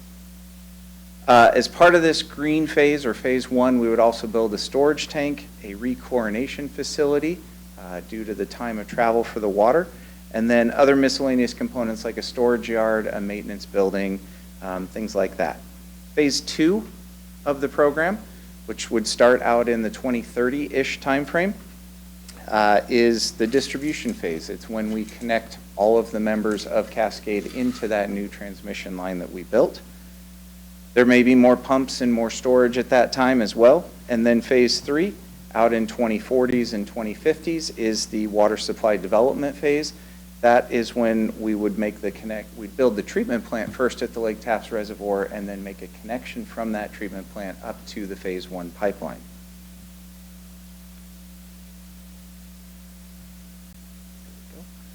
So building a program of this magnitude comes with a little bit of cost to it. We are in the pre-planning stage in program development, which means there's a very high uncertainty in the numbers that we are showing on the screen right now. As we don't have a design, which you saw on that previous phase, we're not showing where a pipeline is, so we haven't done that yet. This graphic shows a typical estimating funnel where you start on the left side, you have a very high level of uncertainty, and as your program develops and you get more knowledge and more certainty around the program you're building, your band of costs and uncertainty narrows. Right now, we're at the very far left of this. We are at that 0%. We are showing a cost range for this program, a cost projection of this program, between $1.1 billion and $1.35 billion. This includes a management reserve of 20% that is a board-controlled management reserve.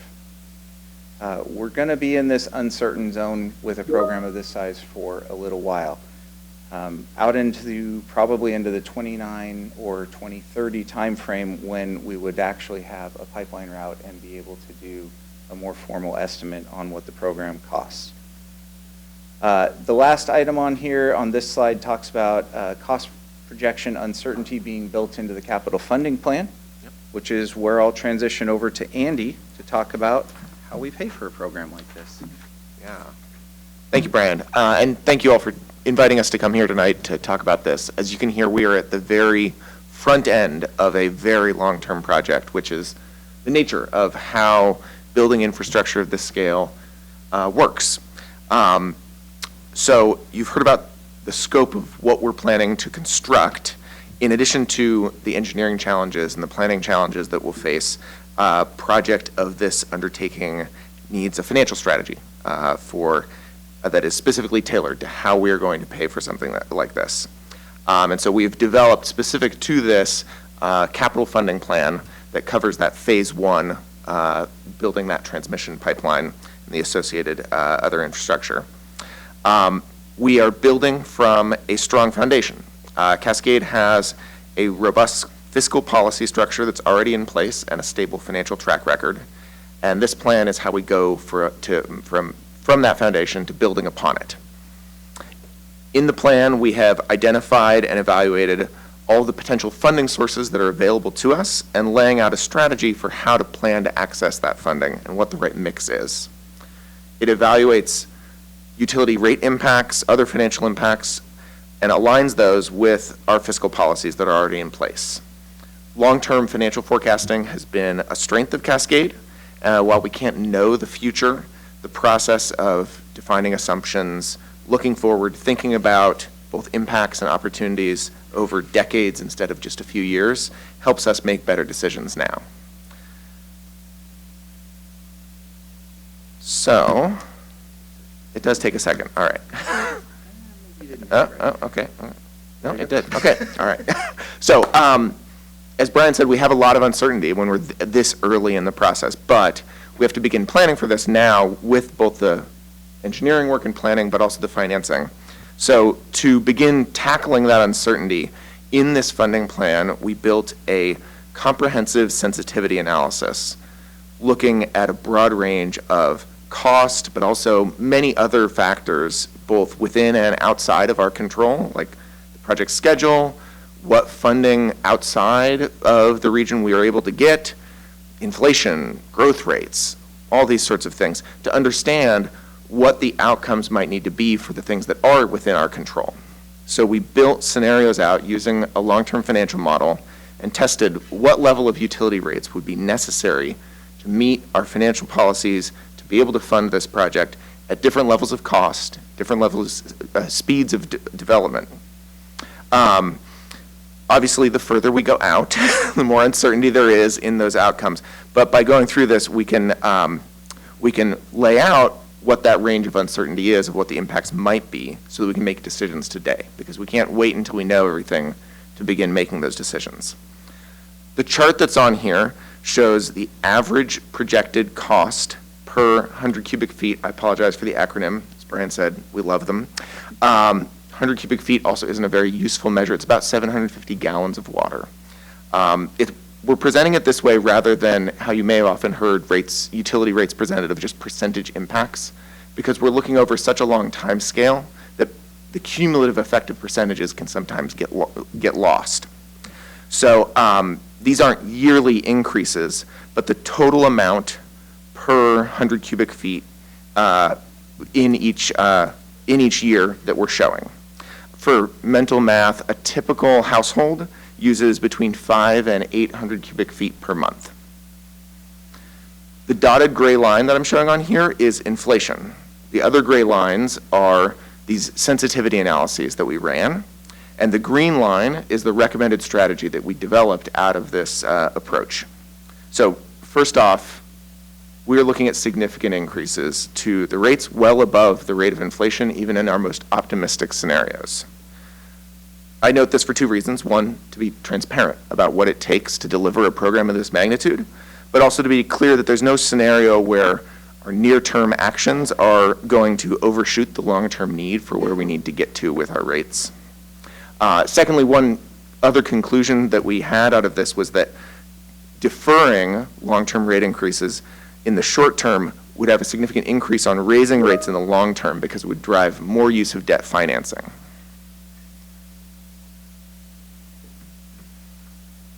All right. Everybody processes information in different ways. So this is sort of the same information, but laid out in a different way. So this shows the analysis and the strategy that the recommended strategy that we arrived at from an annualized percent increase standpoint. So on the left is the near-term look in 27-28. And you can see the gray boundaries there shows that there's a very broad range of level of increases that we could do in the short term. That makes it hard to make good decisions. So fortunately, we did this long-term look and saw that over the long term, the annualized level of increases where we needed to go long-term was a much tighter range, which helps us think about what's coming next as we make decisions near-term. Deputy President Chang, hang on a second. Oh, yes. Quick question. Could you explain what the difference is between the most conservative scenarios and the recommended funding strategy? Yes, absolutely. So the most conservative scenarios, there were two very high cost scenarios that our board asked us to evaluate. One of the highest of those would be if, rather than the numbers that Brian mentioned, if the costs were at the 100% range, so an additional 100% of construction cost over and above that, and also if we had to deliver that at a faster pace than the currently anticipated schedule that we would deliver it under, and also if we were unable to secure any outside funding assistance. So if we had to do everything through the charges that our members pay. Great, thank you. You're welcome. So the recommended scenario is what we're calling a moderately conservative course. It isn't a path that is high enough to cover every possible scenario. It is not high enough to cover the need if we have costs increase double and if we aren't able to secure any outside funding assistance.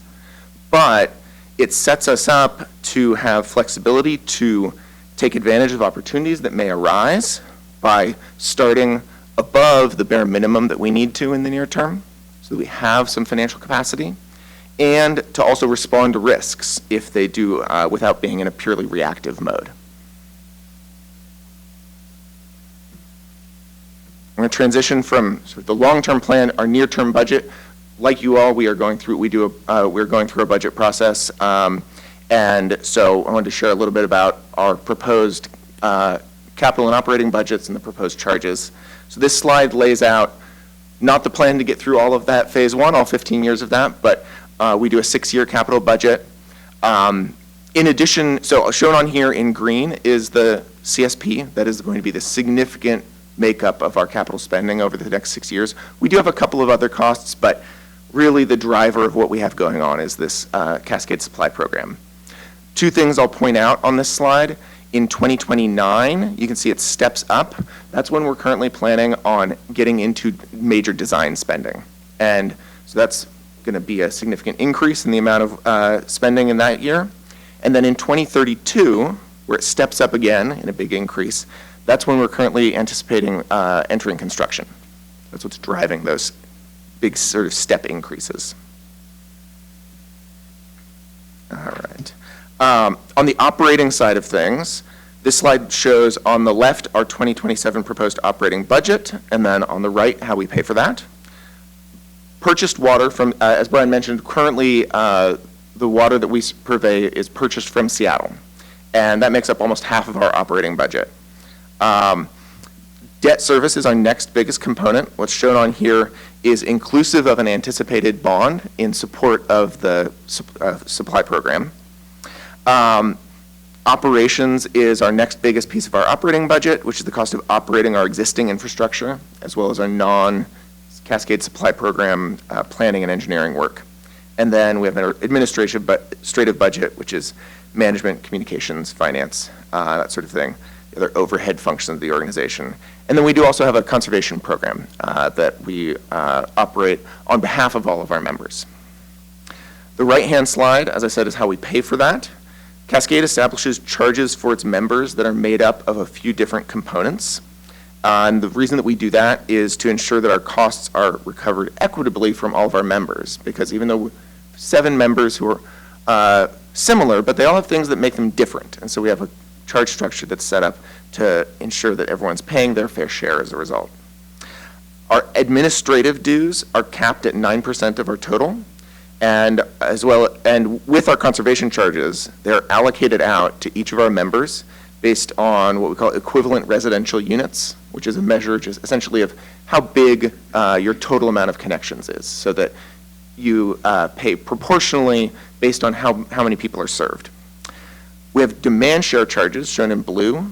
These are the biggest part of our revenue, and those are allocated out based on a rolling average of your actual water demands for what you purchase from us.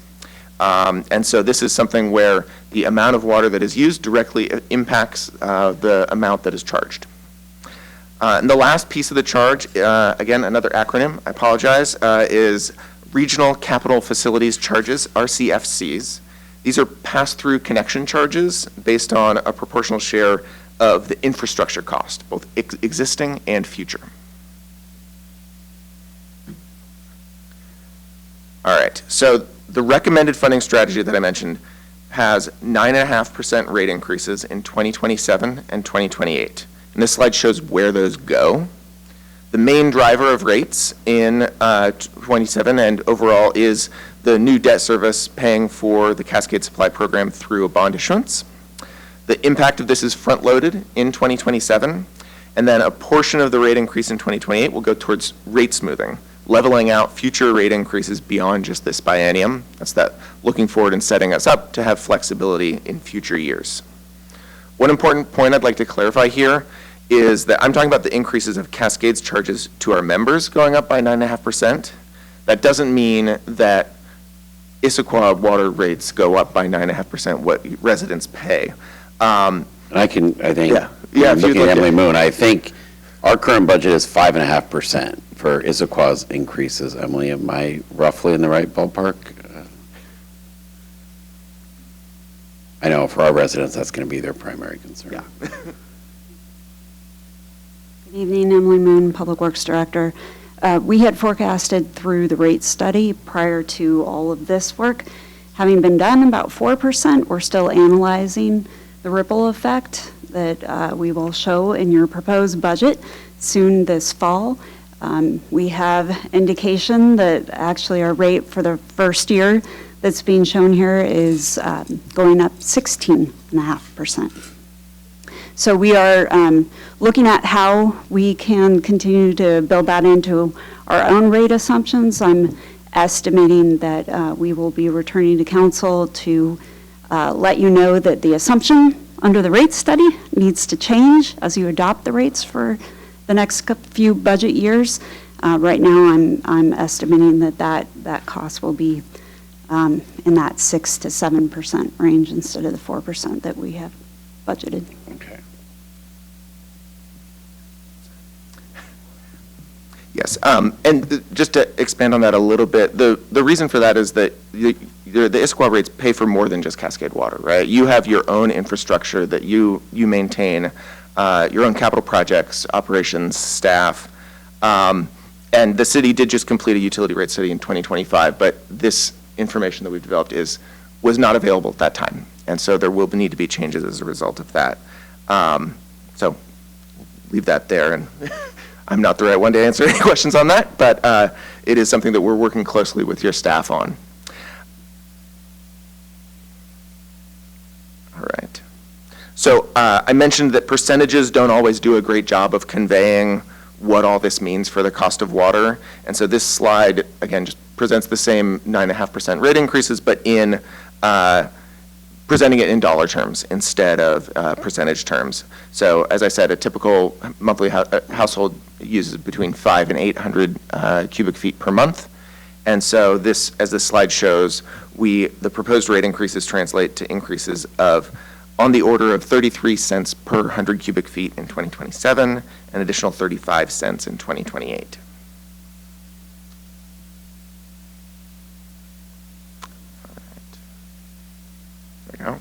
The last piece of our rates puzzle are those regional capital facilities charges.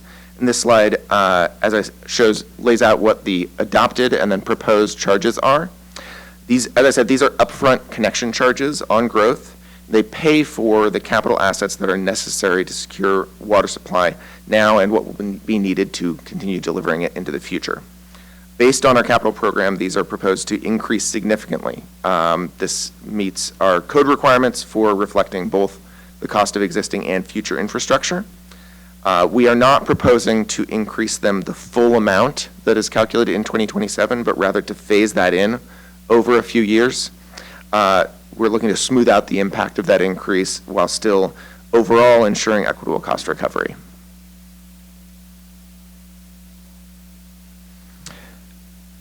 Lastly, I wanted to leave you with a little bit of a look ahead. As I said, we're at the very outset of this. In September, we are going to be bringing our budget package to our board for adoption, including funding plan and a bond package. We anticipate making updates to that plan consistently. We know how important it is to communicate as well as we can know what is coming. And so we're committed to not letting this be a plan that sits on the shelf, but rather an ongoing tool that will both inform decision-making and also provide information for you all about what we see coming. I'm sure there are things that will come up that we can't anticipate today, but I do want to flag a couple ones that we do see as we go through this process as triggering major updates. As Brian said, one of the key milestones upcoming in 2029, 2030 timeframe is getting into design. That will give us our first major cost estimate update. It's when we'll be able to lower those bounds of uncertainty around what the ultimate cost will end up being. It's also the trigger for being able to apply for one of the most significant sources of outside funding assistance for our construction funding, which is a federal program called Water Infrastructure Finance and Innovation Act funding, WIFIA. Both of those things knowing better what the design is and knowing whether we've been able to secure that outside funding are going to be triggers for updating this plan. In 2032, when we get to construction, that's going to be the next point where we have a better sense of further reducing the amount of uncertainty and cost. So a long process yet to come, but I'd also like to just take the opportunity to acknowledge we've already been through a lot of work on this. What you've heard today is the result of a significant amount of engagement from our board members. Thank you both, as well as staff at all of our member agencies. And we appreciate the time, expertise, and insight that they've contributed, and we look forward to ongoing partnership as we continue on this. Thank you. All right, are there questions? Oh, Councilmember Adair. Yeah, my main question, since this does such a high cost, is really getting a bit more clarity on the why of this project, and just, that I feel I'm a bit behind on in terms of what's the reason for this amount of money and cost to everybody. Absolutely. You bet. So our current contract with Seattle is a step contract that expires in, it starts to step down, I should say, in 2039. And so by 2041, we wouldn't actually have enough water from Seattle to supply our members.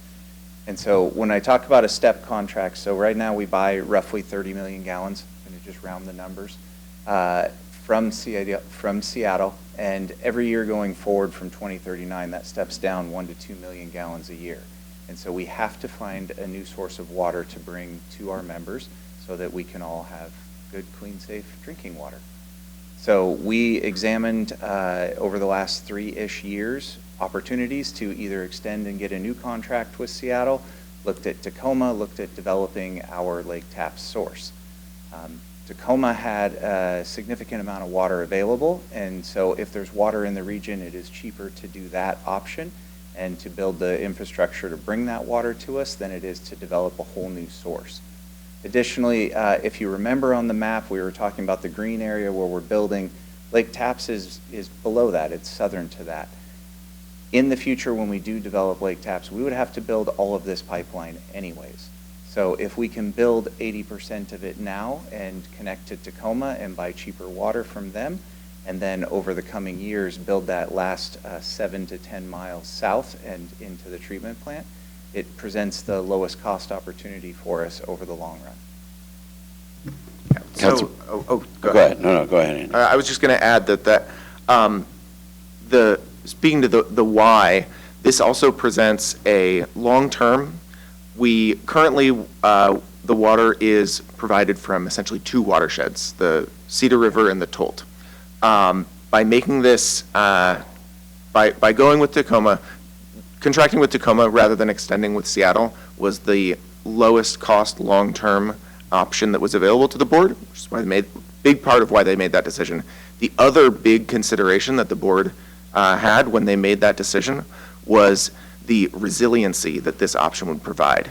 And what I mean by that is by having this connection, we will be served by, we will have access to water from 3, and then ultimately when we develop Lake Taps, 4 watersheds, which gives us, if there were wildfire impacts, which can affect whether you can operate a reservoir, this gives us options for the region. And so this is going to make us more resilient to drought and other things that can impact water supply long term. That's what we get with this investment. And I would add, before we go to Council President Martz, that just the way our state's set up is basically King, Pierce, and Snohomish are the 3 counties that all have water rights, and they're all separate systems. They don't connect to each other in any way, shape, or form, which is, I think from a resiliency standpoint, is not currently ideal. So I think our attempt would be to go to our federal delegation to say this would be the first connection between any of those 3 completely isolated separate systems, which we do think has a regional benefit in case of disasters. And so our hope is that we can, the Howard Hanson Dam, I think our federal delegation secured $240 million or something for that project. I think we're going to make our best efforts to try to make a case here that there are large regional benefits to basically where half the state's population lives to start connecting these 3 systems so they're not completely isolated. Council President Martz. Thanks. I have a question, and then are we also doing comments now at the same time, or are we holding? Do everything. Do everything, all right. The question is, are we considering desalination as an alternative? I mean, there's a very, very large body of water just west of us. Do you want to take the first crack? Or I can. I would say, Because surely at some point it has to become cost competitive. that's where I was going to go with it, is at this point, it's not cost competitive to do desalinization. We also don't have water rights to pull water out of the large water body to the west of us. So that could take decades to even get that water right. But the bigger issue is cost. A desalinization plant would be probably 2 to 3, if not 10 times more expensive than this plant is. But if it's 2 to 3, then you can see on that chart when it becomes cost competitive. It's in the near term, right? I mean, that's the thing with these costs exploding the way they are. If you tell me it's 3 times as expensive, it's like 10 years away or 15 years away. It's not far away at all. Yeah, one of the other challenges with desalination is that there are significant environmental impacts to the brine that comes out of a desalinization plant. It's one of the major barriers to employment. There aren't currently any in Washington State. And so that's a driver of why the cost, both capital cost to construct it and then operating cost long-term is so high. I see. Okay, and so the comment is, I have to say, in 17 years on council, I've never had a presentation quite like this. Because I've never had a presentation that said, your costs are going to suck forever. They're going to continue to be horrible. They're going to be what I would call catastrophically increasing forever for any time horizon that they're going to look at. And I struggle as an elected official in how to respond to such a thing, right? Because, okay, right now, it probably doesn't cause anyone to not be able to live in Issaquah, who's going to live in Issaquah right now. But as an elected, I don't have a political language to respond to this idea that we have a utility that is going to be, as I said, catastrophic increases forever. I'm used to small catastrophic increases. I'm just not used to catastrophic increases that accrue for decades. And I don't know how to respond to it. I don't know how anybody else can respond to it, and I've been doing this for a long time. So, Mr. Mayor, I don't know what to do, but I just want to call out the unique nature of this information this evening, right? I've never, ever seen something that just said, we're going to have incredible spiraling costs forever. Thanks. My only comment is this ship sailed before I became mayor. I have inherited this ship. Councilmember Walsh. Thank you. I think I'm at the same place that Council President Martz is, and with the unique experience of having heard from this city council for the last 6 months about their sharp concerns with potential cost increases to Eastside Fire and Rescue, I'm sitting here looking at this and going, that's easy. That's a potential easy problem to solve. I really see similarities here. Council has asked board members of EFR to be creative and look at ways that we can keep costs down. And so I think I would put the same questions out there. And so I appreciate Council President Martz mentioning ideas like desalinization. Like, this is really huge, and I will agree, catastrophic price increases. So I would ask our board members to push hard to question whether the assumptions in these service levels are absolutely essential, and if there are ways to reduce the costs. I also just see a lot of other concerns there. Seeing that CWA already has 24% of their costs in debt service. If our city had that, that would be huge. So how are we in a position where we have 24% debt service and we're asking for more. I'm also really concerned about the idea of increasing rates at such a large amount now when, as you pointed out, the costs could vary widely because we are so early in pre-planning. And so I would like to know what happens if the costs come down? What happens if there is a federal grant? Is there a plan for what that would do for the cities, for the individual ratepayers? Would that be a correction to future cost, or would there be a sense that the ratepayers need a refund on that? Similarly, I really don't like the idea that we're proposing such large increases to the RCFCs, which will inhibit housing as a cost. That's something that we have certainly seen. And so to agree to cost increases for new housing when we are at a point so early in this pre-planning, I have a lot of concerns there. So I will leave that both as I have a heck of a lot of concerns and board members, please work on this. Thank you. On, I can comment a little before we go to Councilmember Nichols.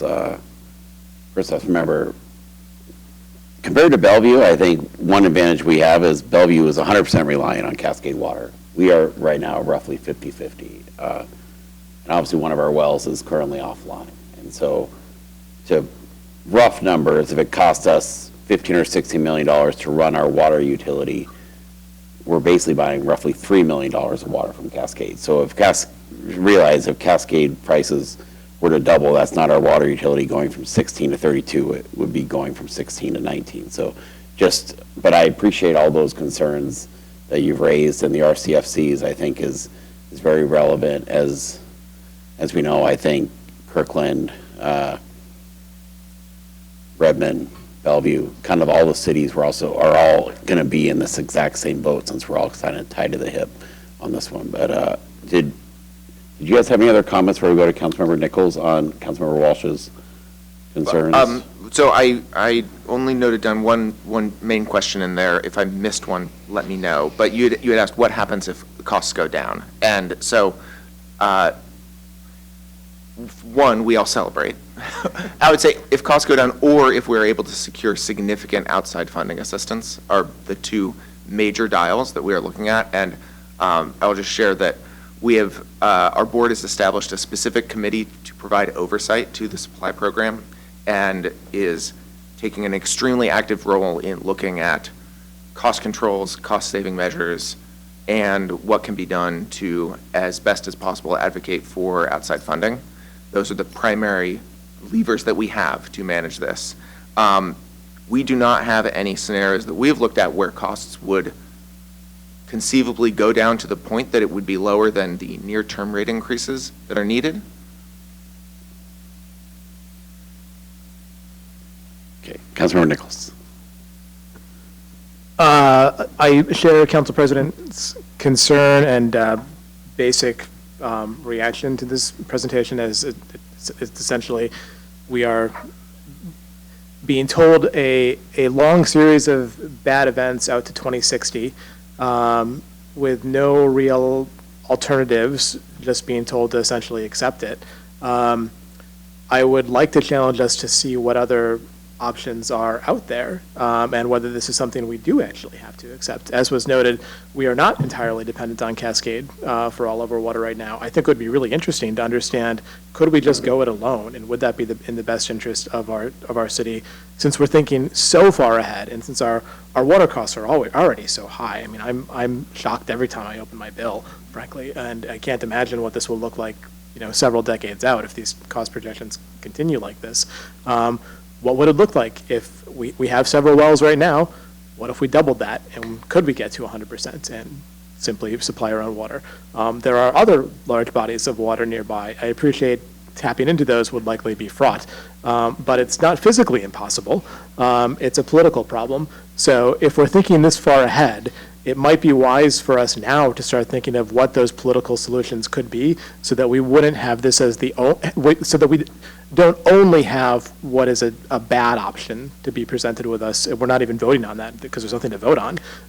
But look at very explicitly, what would going it on our own look like? What would potentially forming a new entity that could keep costs contained in a better way with different municipalities look like? Is there any other solution here that doesn't make these costs just skyrocket indefinitely? Deputy President Jay?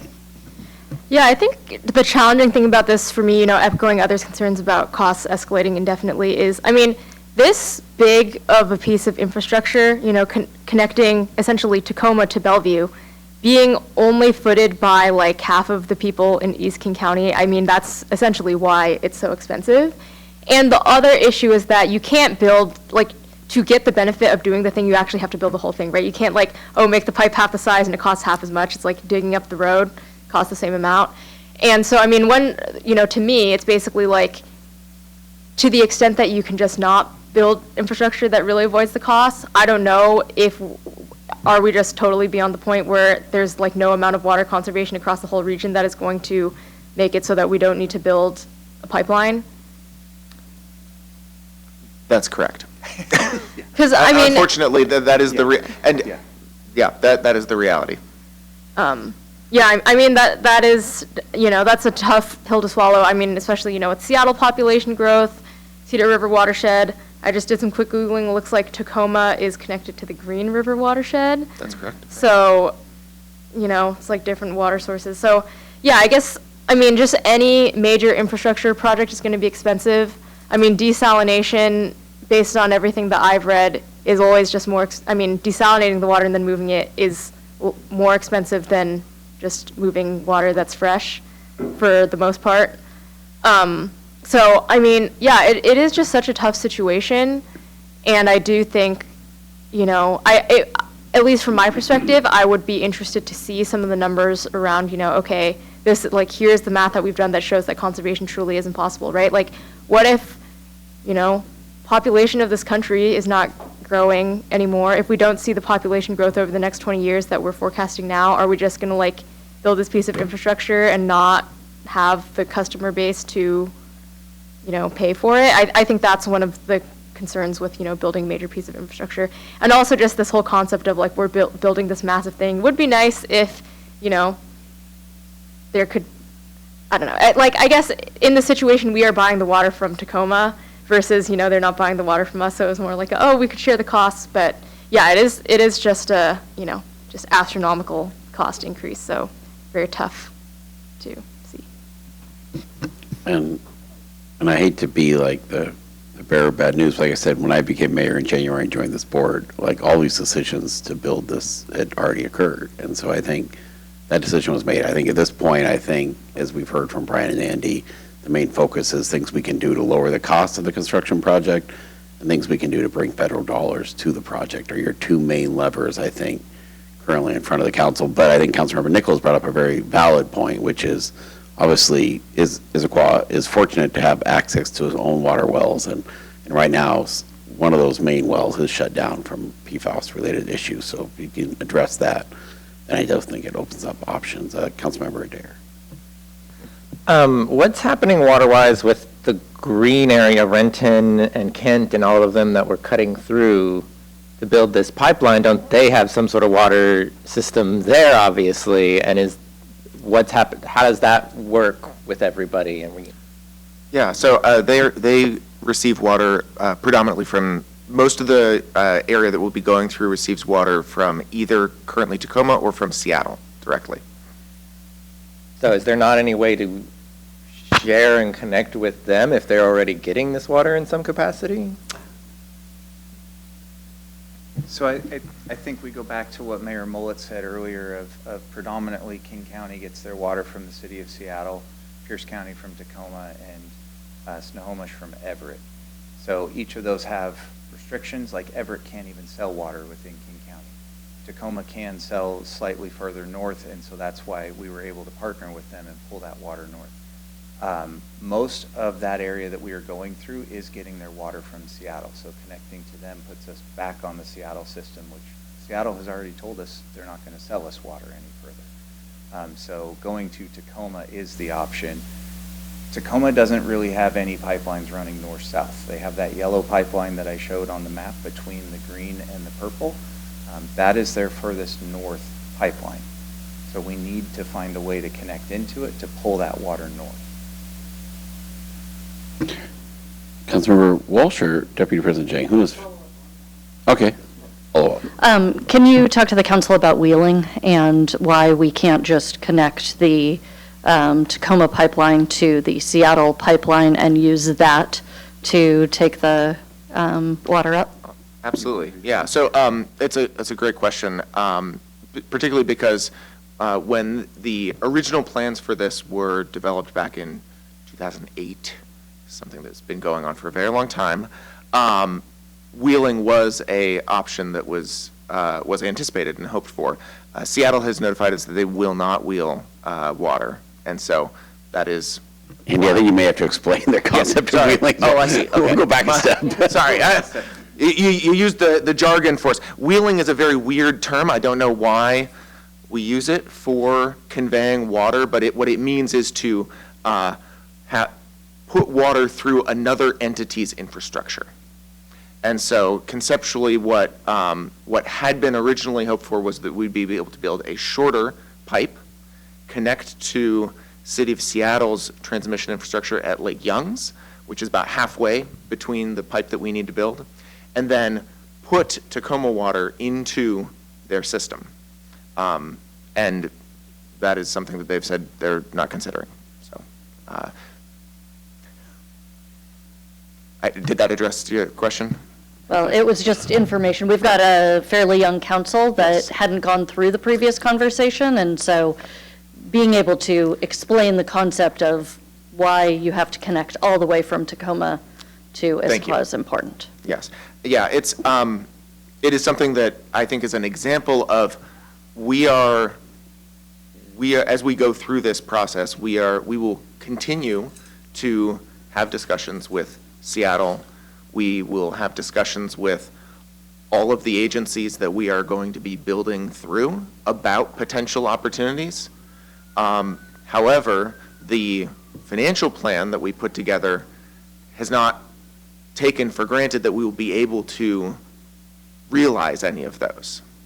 And I hear the concern about how long a series of extremely high rate increases and how catastrophic that feels.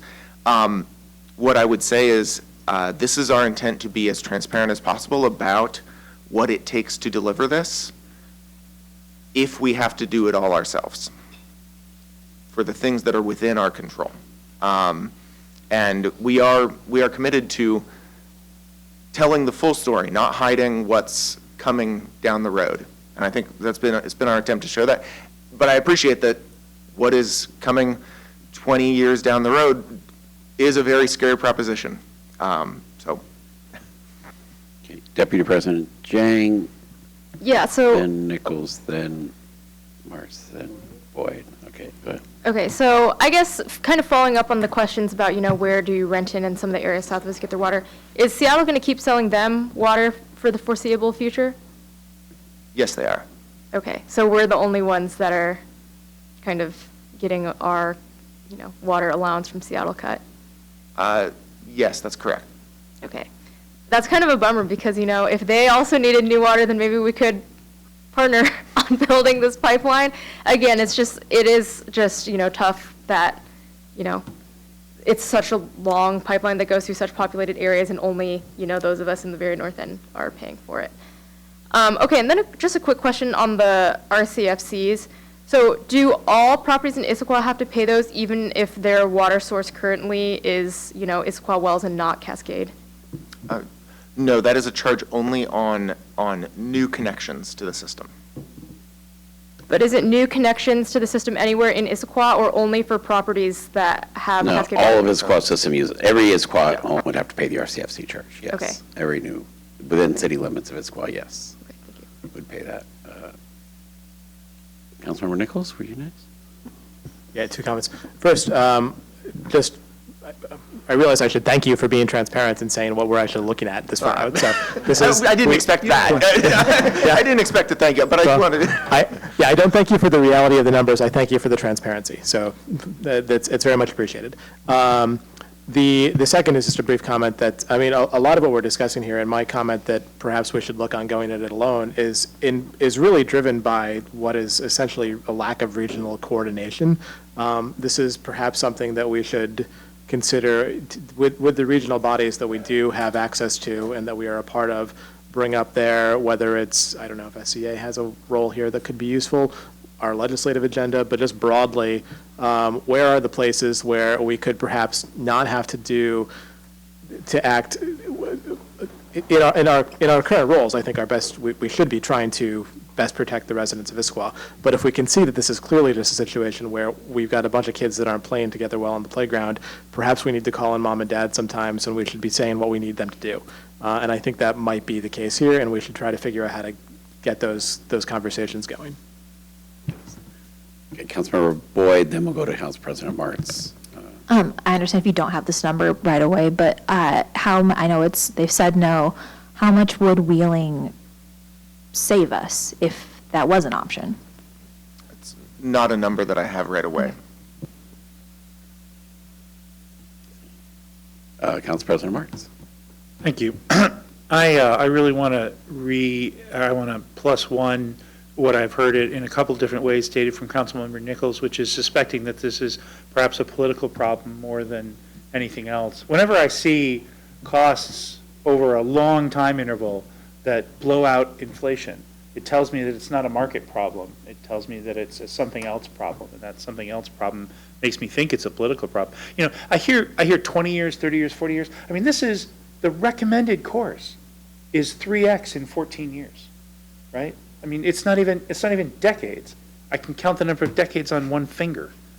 And I will say, for those who, I'm going to say it was 10 years ago, and then somebody's going to tell me it was 15 years ago. But this council did a big multi-month effort where we spent like 3 hours, and then we spent another 3 hours, and then we spent another 3 hours on water and on how, were you there when we did that? Okay, so it wasn't that long ago. It wasn't 15 years ago. Good.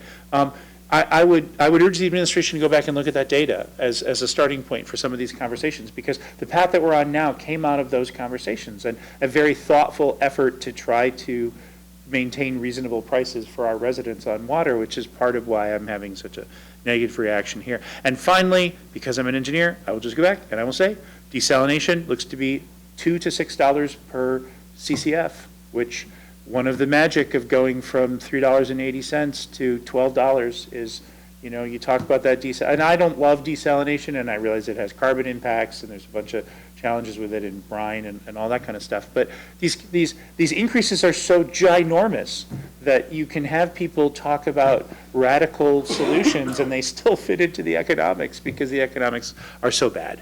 Thank you. Councilor Walsh.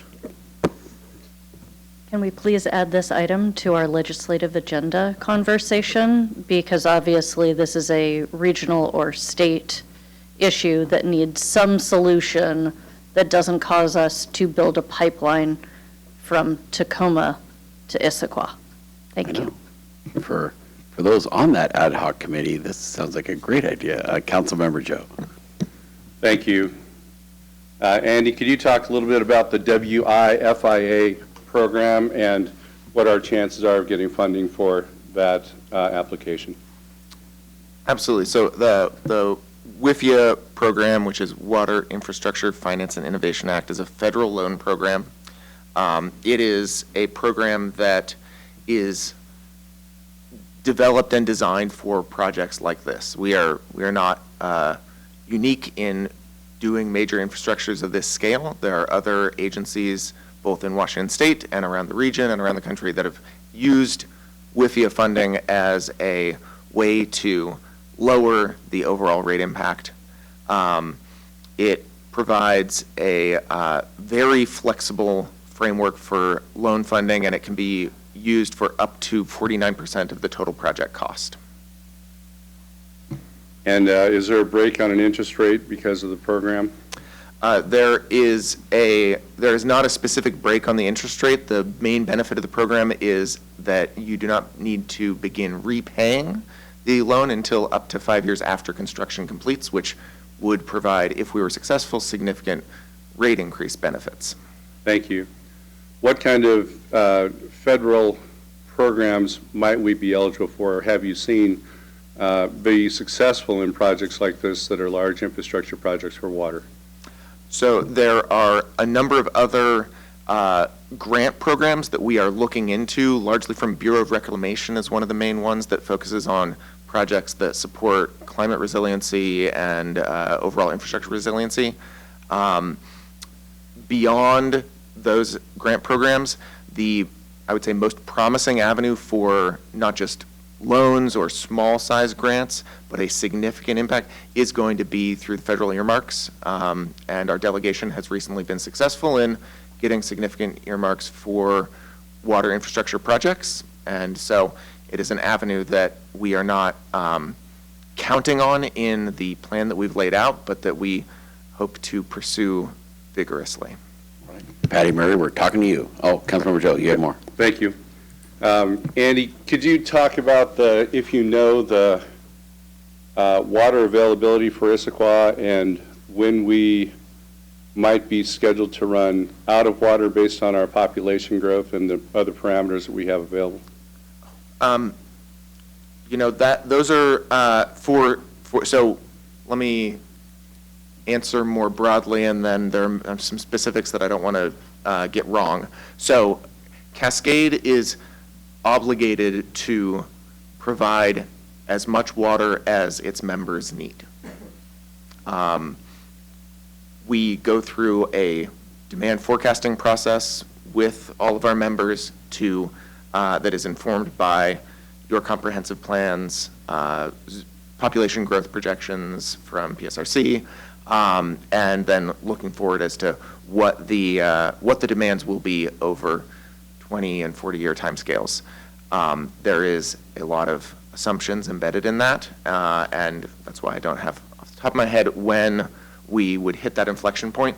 For us, for why we need this done now, why now instead of 10 years from now, is, as Brian said, not specifically driven by demand growth, but rather because the amount of water available to us through our Seattle contract begins stepping down in 2039. And so that's why the timing needs to be now. Okay. I'll just make some comments now that when Cascade Water Alliance was first formed in the late 1999-2000 period, David Kapler and Joe Forkner were instrumental in convincing Issaquah that we needed to be part of this program. We were on a trajectory where we would not have enough water to serve our city and the future needs that were coming to us based on the population growth that we were going to see. It made sense for us to partner with Kirkland, Redmond, Bellevue, and the other members to work in a coalition together to try to work for the best water prices that we could with Seattle or other partners, and to also think about the long-term needs for our communities, all of our communities over time, and how water would need to be delivered to our area. We went into this partnership with the idea that we were stronger together than standing alone, and that if we took on these big projects and took on big things like our forefathers did when they built bridges and when they built great roads, our people would have an opportunity to still live in this region because they would have water to drink. Water is the most precious commodity. If we don't have it, no one is going to live in Issaquah. We need to think about 30 years down the road or 40 years down the road, and that's why we're thinking about building a pipeline. I know that the meetings that I go to for the Finance Committee bore me to death, Andy, and I'll just confess that. I try not to fall asleep, but please don't look at the camera all the time. That said, when I'm hearing the projections you're putting together, and I see the numbers that you're putting together, those are big numbers because it's a big idea to pursue. I know it's going to be very difficult for all the council to work on this and to decide whether or not it's something we want to continue to stay with along the way. And I have concerns, as does Mayor Mullet, as we're going forward. I can't say that I'm, a green light yes vote, but I do trust that you're going to be seeking the federal loan project process that you talked about, federal granting, the process with our senators and our delegation along the way, and hopefully those costs come down because we are doing something big here. The United States infrastructure is falling apart, whether it's bridges, roads, sewer systems, water systems.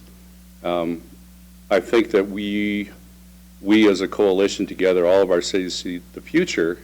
If we don't have water, no one's going to be living here at all. So I'll continue to keep I'll call jaundiced eye toward what we're doing here, and appreciate all the work you're doing, but the transparency is a little bit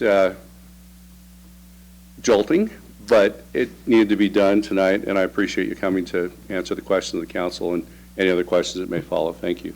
All right, thank you. And I think to maybe wrap it up, Councilmember Boyd. Yeah, I realized that I had asked you a question and didn't make my comments, that I'll echo my colleagues here that I very much want to thank you for the transparency, and there's clearly been a lot of background work done that I just have not been privy to. I'm a new member here, but I do want to say on the record that I'm also pretty horrified by the increases and just the conversations. I don't want to have conversations with neighbors about this until I can confidently tell them that every single angle was looked at, and there's a mechanism for downward pressure on the costs with that oversight committee. Maybe I'll follow up with you about just some details that I can get on that. But in those conversations, I need to be able to tell them that this is truly the best option that we could come up with for the maintenance of the water supply, knowing, if these costs are going up and they're not getting some kind of improved service. It is just to make sure that they have water running to their homes, a basic city function. This is a really tough conversation that we're going to have. So I'll reach out later to just get the, what has the downward pressure been for this. Deputy President Chang. Yeah, just one last minor comment. I think the eye-popping numbers we're seeing here is also a reflection of the fact that infrastructure costs have just gone bonkers across the board. We see it with water infrastructure, we see it with sound transit, and so I think, just overall, as we're thinking about, how do we make sure our cities and societies continue to function, we need to look into other ways of how we can just, keep infrastructure costs under control in general, right? If we were building this pipeline in the 1950s, it would be 10% of the price, and it would not be a big deal. We'd be like, oh, okay, yeah, we're doing this. So I think that's something that we need to think about as well, perhaps in terms of, state legislative agenda. And again, I think when we're talking about regional, I think Cascade Water Alliance is a regional entity, but it's also a sub-regional entity. It's like some of the cities in East King County, whereas connecting from Issaquah to Tacoma is regional in terms of the entire Puget Sound region. And so for the cost of that to be borne by only our tiny sub-region, I think that is also kind of a political challenge, and we need to figure out how we can, not have us being the ones footing the entire bill because we just happen to get shafted by the city of Seattle.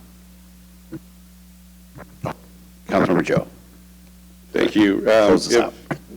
If we have water in our Cascade system and other cities do not because they didn't think forward enough into the future, we do have the ability to add other members, but they would come in under the same financial terms as everyone else and pay, a pretty big fee to join us.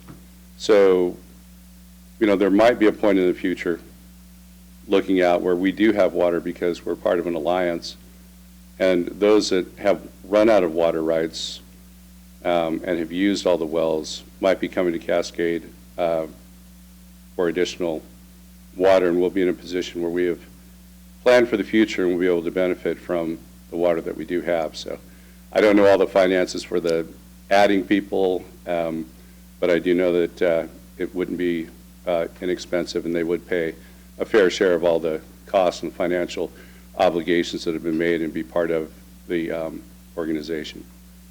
Thank you. Okay, well, best of luck in your next meetings and cities you have to go to, and we appreciate you guys being here.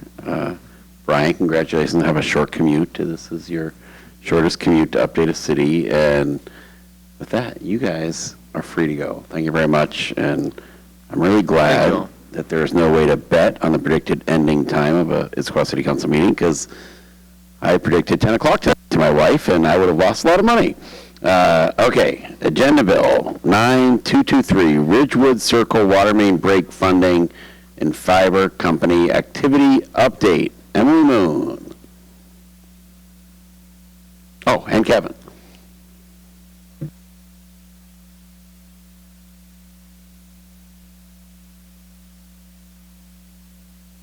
Another topic that's going to make you really happy to hear about.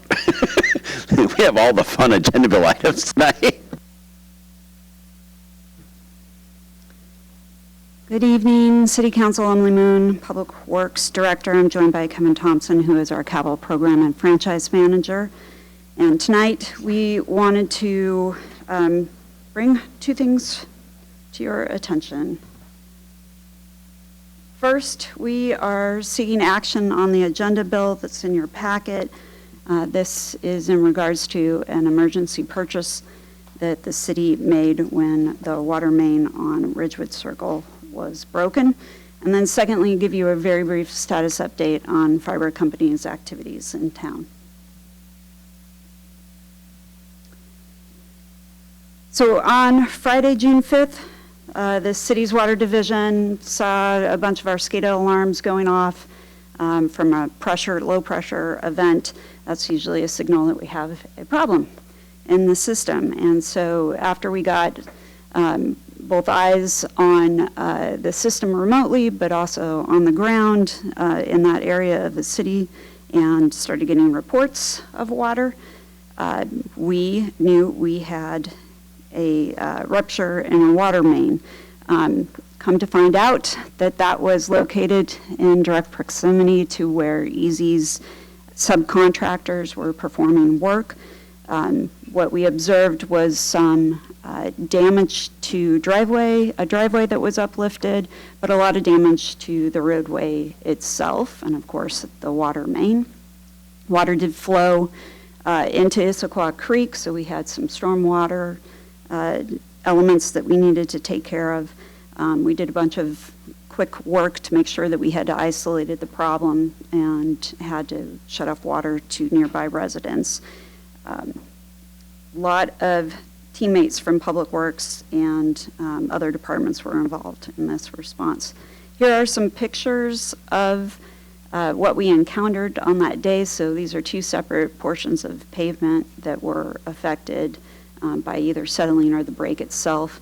And you see the flooding on the roadway and how some properties were affected by that water.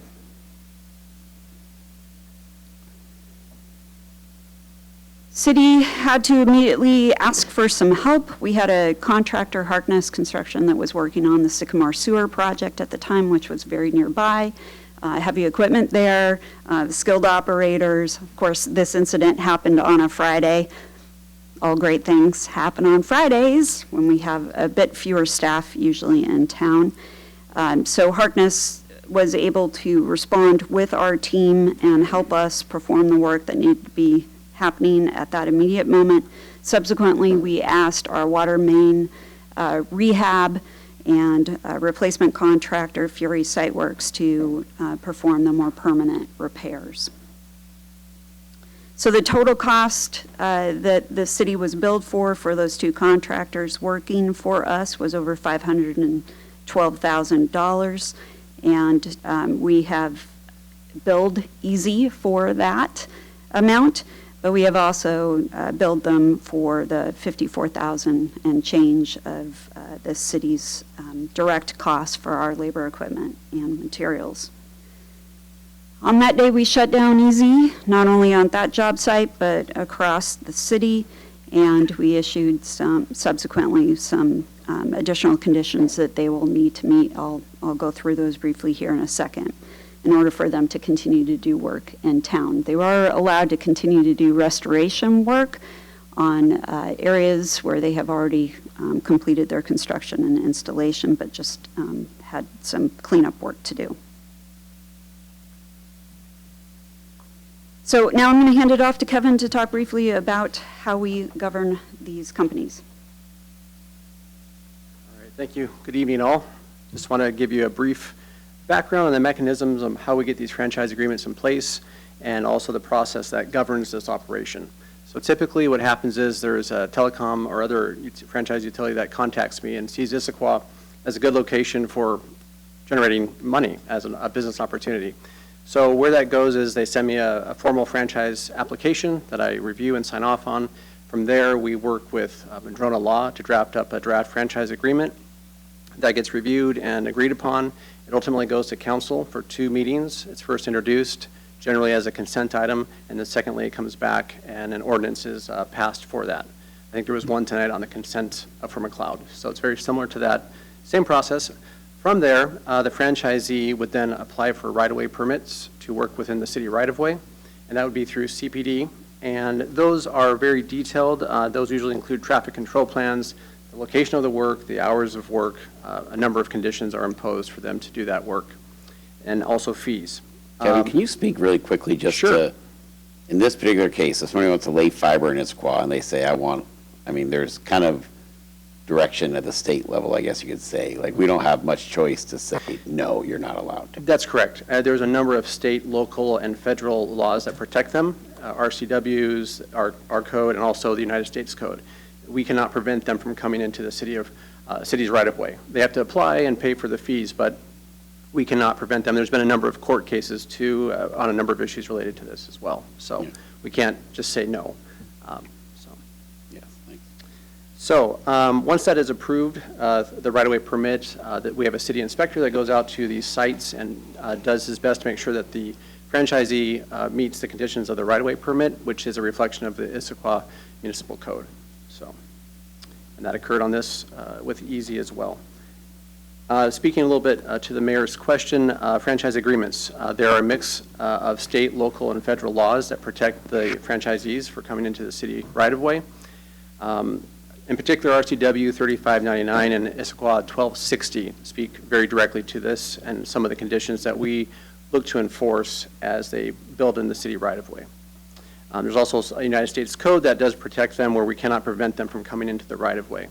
But really the thing that we focus on as a city and as we enforce this through CPD is the right-of-way permit. And in there's numerous conditions they have to meet. And so we focus on that during the construction phase to ensure that they meet those. Sometimes they do not, but we work diligently to be very proactive on that. So now Director Moon will speak to more details on a couple of other franchises in the city.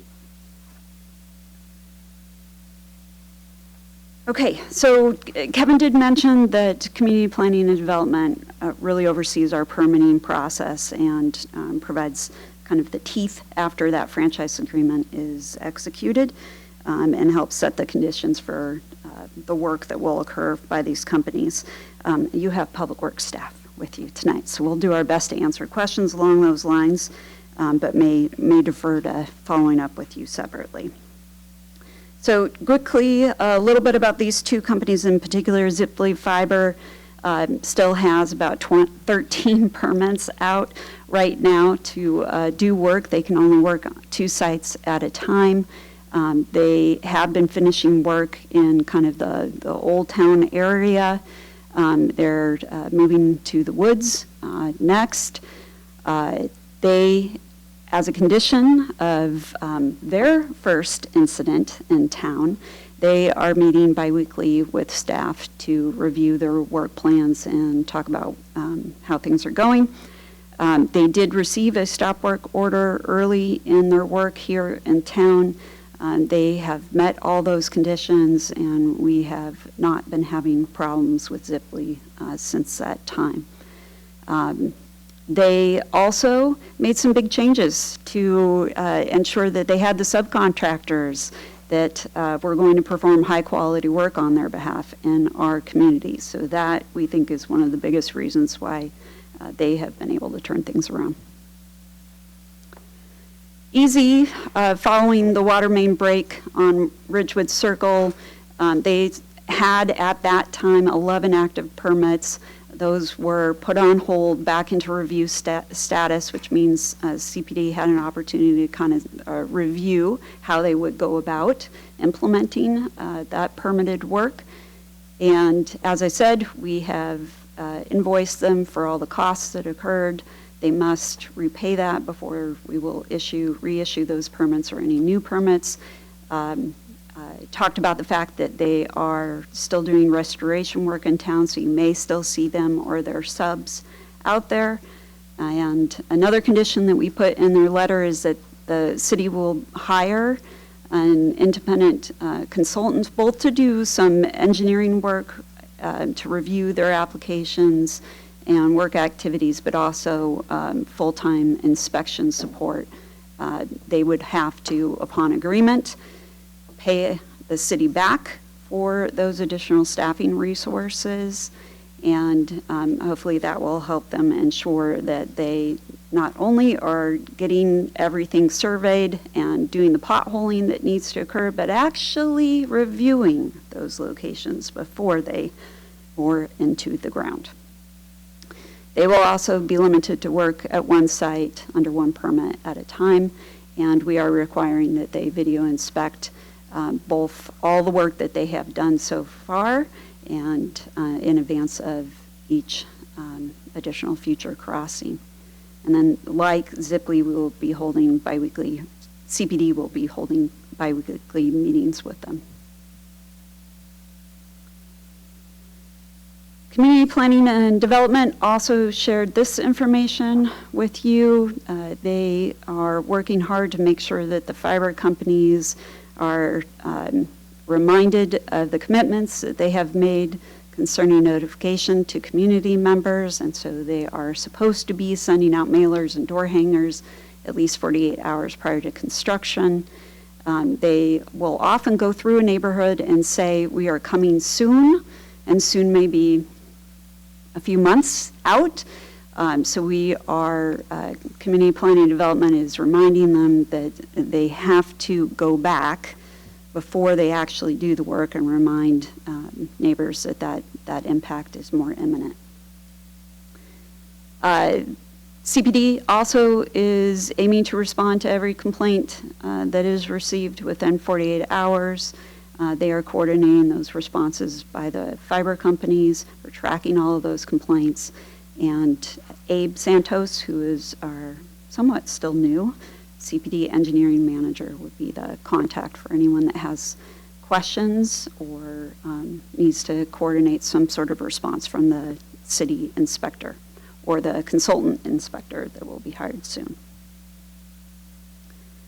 So tonight we have two motions for you dealing with each of the contractors that we had to enlist on an emergency basis and looking to ensure that we can pay them for that work, but also update our budget following your action tonight.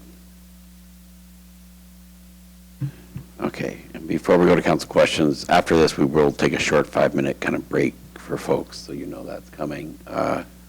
Questions? I like this. Okay. I would say, to this team's credit and to Minnie's team on the permit side, you heard Zipley had some challenges, and they were addressed. They became a better actor. I think when we heard complaints on Front Street when they're doing work at night, they were using large equipment. We said, you're keeping everyone awake. They then came back within 48 hours with much smaller equipment. So I think we have seen a substantial change and improvement in Zipley. Obviously, Easy Fiber is now starting down that path, but to summarize, they are not allowed to do anything until they repay to cover the cost of this break. And even when they are allowed to work, they're not going to have supervision that we will hire, but they will reimburse us for. So I think we're in a good spot. Is there a motion?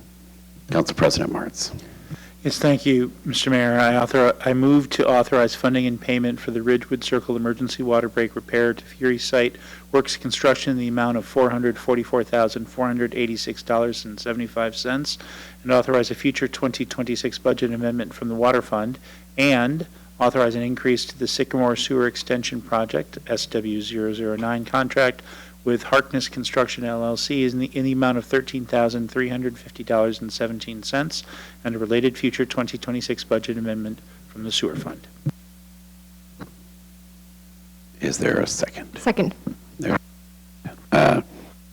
In the interest of brevity, I'm not going to repeat that motion, so I hope everyone remembers what was just said. Councilor Walsh. Thank you.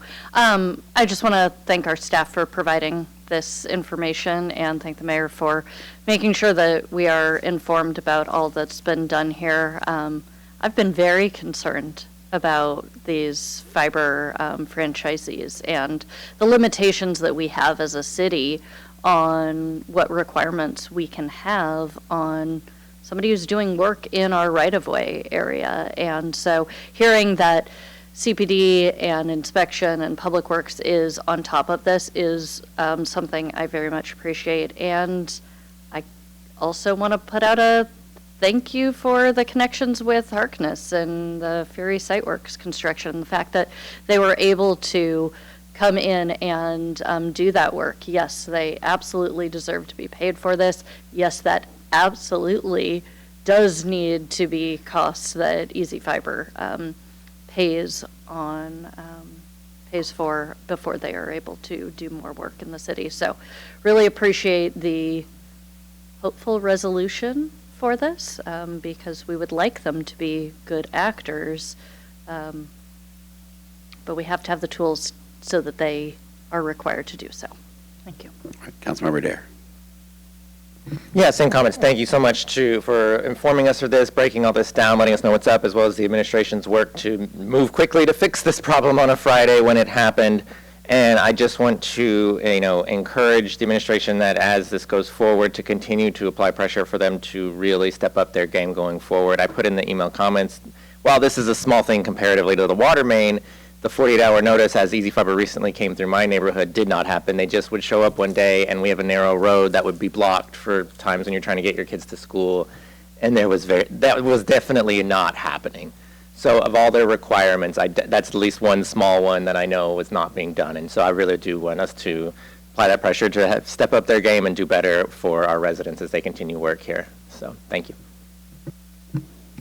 Excellent. Not seeing any other. Councilmember Boyd. I just want to echo the thanks for how thorough this was and jumping into quick action. And I had mentioned in some email questions about what, if there's a need for us to, at the risk of, I don't like adding on layers to permitting because that can affect affordability, but I guess just is there something that we can be doing more proactively? I know we can't prohibit this, it's been said, but just versus, reacting to when these do happen. Yes, is the answer. I think we really attempted before any of these companies came into town. We had a lot of opportunities to learn from neighboring communities, and we took those pieces of wisdom and we updated our permit application and conditions, and then we hoped that everyone was going to comply with all of that. And then when we were presented evidence to the contrary, we made subsequent adjustments, both to the entire permitting process, but also on an individual basis, which you've seen tonight. We really looked at what each of these companies seem to need in order to perform well within our community. So we are doing that. We won't stop doing that. Deputy President Chang. Yeah, just a quick question. So I know, they're coming, these fiber companies are coming to various cities in our region. And I think part of what's been happening is, due to the lack of local news. This stuff honestly, the only place that I learned about it was Nextdoor. If we're talking about websites that we should not try to get news from, Nextdoor. Although I will say the people on Nextdoor said the city of Issaquah workers did a great job. So, yeah, I guess the question that I'm asking is, is there some way that cities can get together to kind of learn about, I feel like the Issaquah is doing actually a pretty good job with this. Can we share the learnings with other cities and learn about, what are some of their issues so that we know, who are some of the bad actors and work together to address that as a region? Yes, that has been happening. So we have area and statewide public works director and community planning director meetings, and that information is a frequent topic. It's a topic at conferences and workshops. So I think we're attempting to do that. Great, thank you. Okay, I'm going to look at our city attorney or city clerk. Should I reread the motion, or I think we're still good? All right, I've been given the green light. We're moving forward. Brevity wins. Okay, Council President Martz made the motion. All those in favor, please say aye. Aye. All those opposed, nay. And that passes unanimously. With that, we are now going to take a short 5-minute break.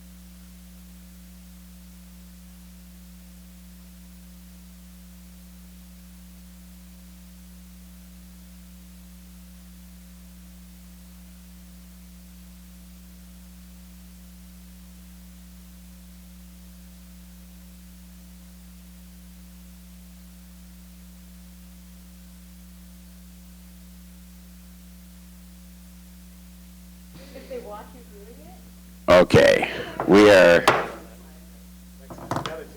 back in action, and it is now 9:53. We're on Agenda Bill 9233, Newport Way, SR 900 to Southeast 41st Street Project, TRZ 2022, Design Agreement Supplemental. We have Marina ready to go, and with that, we'll turn it over to you. All right.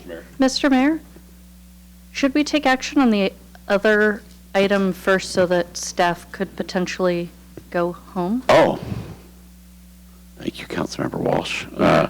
We have a motion being prepared for that, so I was going to take it afterwards, but City Clerk? I can read the motion. Yep. So the proposal someone is making is to refer AB 9219, the parking regulations item, to the September SIP committee.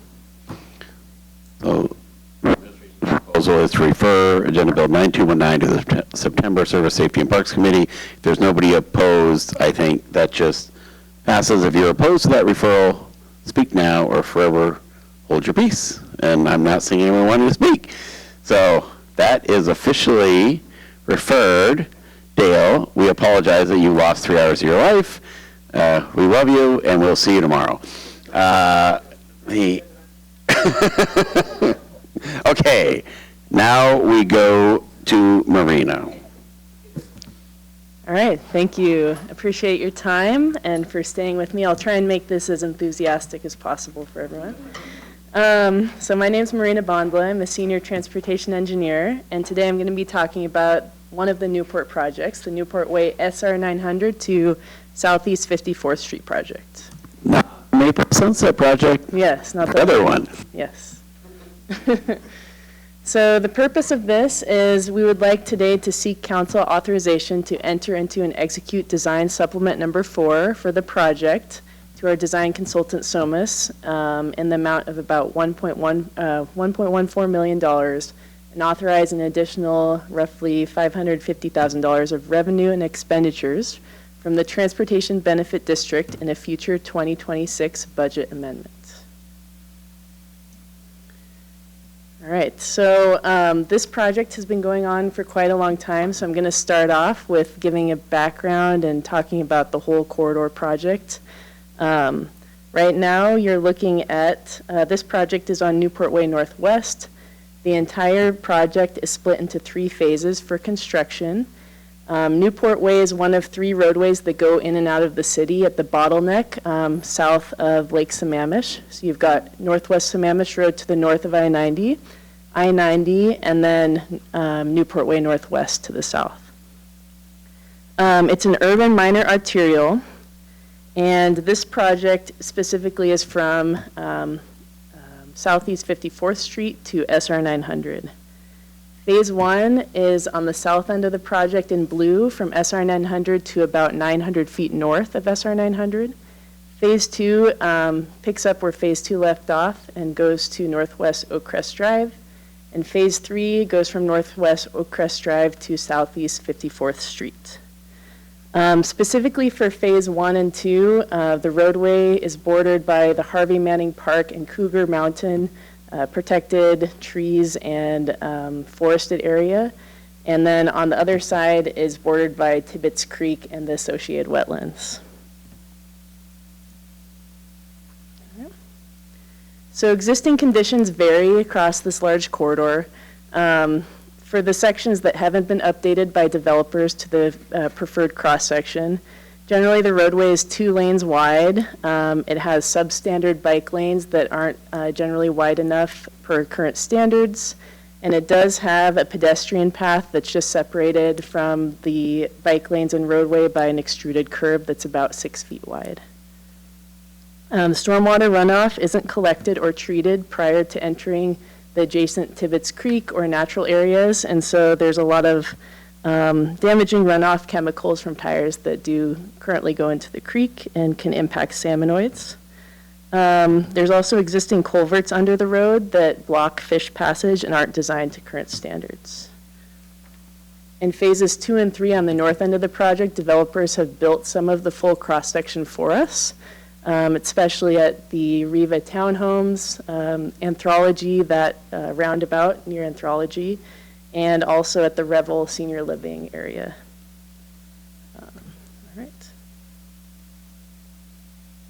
So proposed improvements on the roadway are bike lanes in both directions that are the full standard width, 2 travel lanes for part of the section, and then there's a landscape buffer that separates the bike lane from the multi-use trail that's generally 12 feet wide.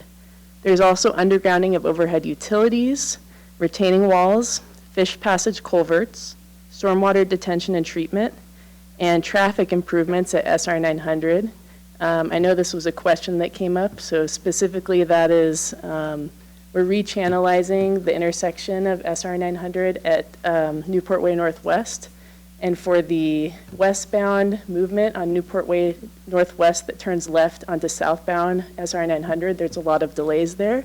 So we're actually restriping it to be 2 left turn lanes instead of a left through and right turn lane. And that actually really decreases delays for that movement.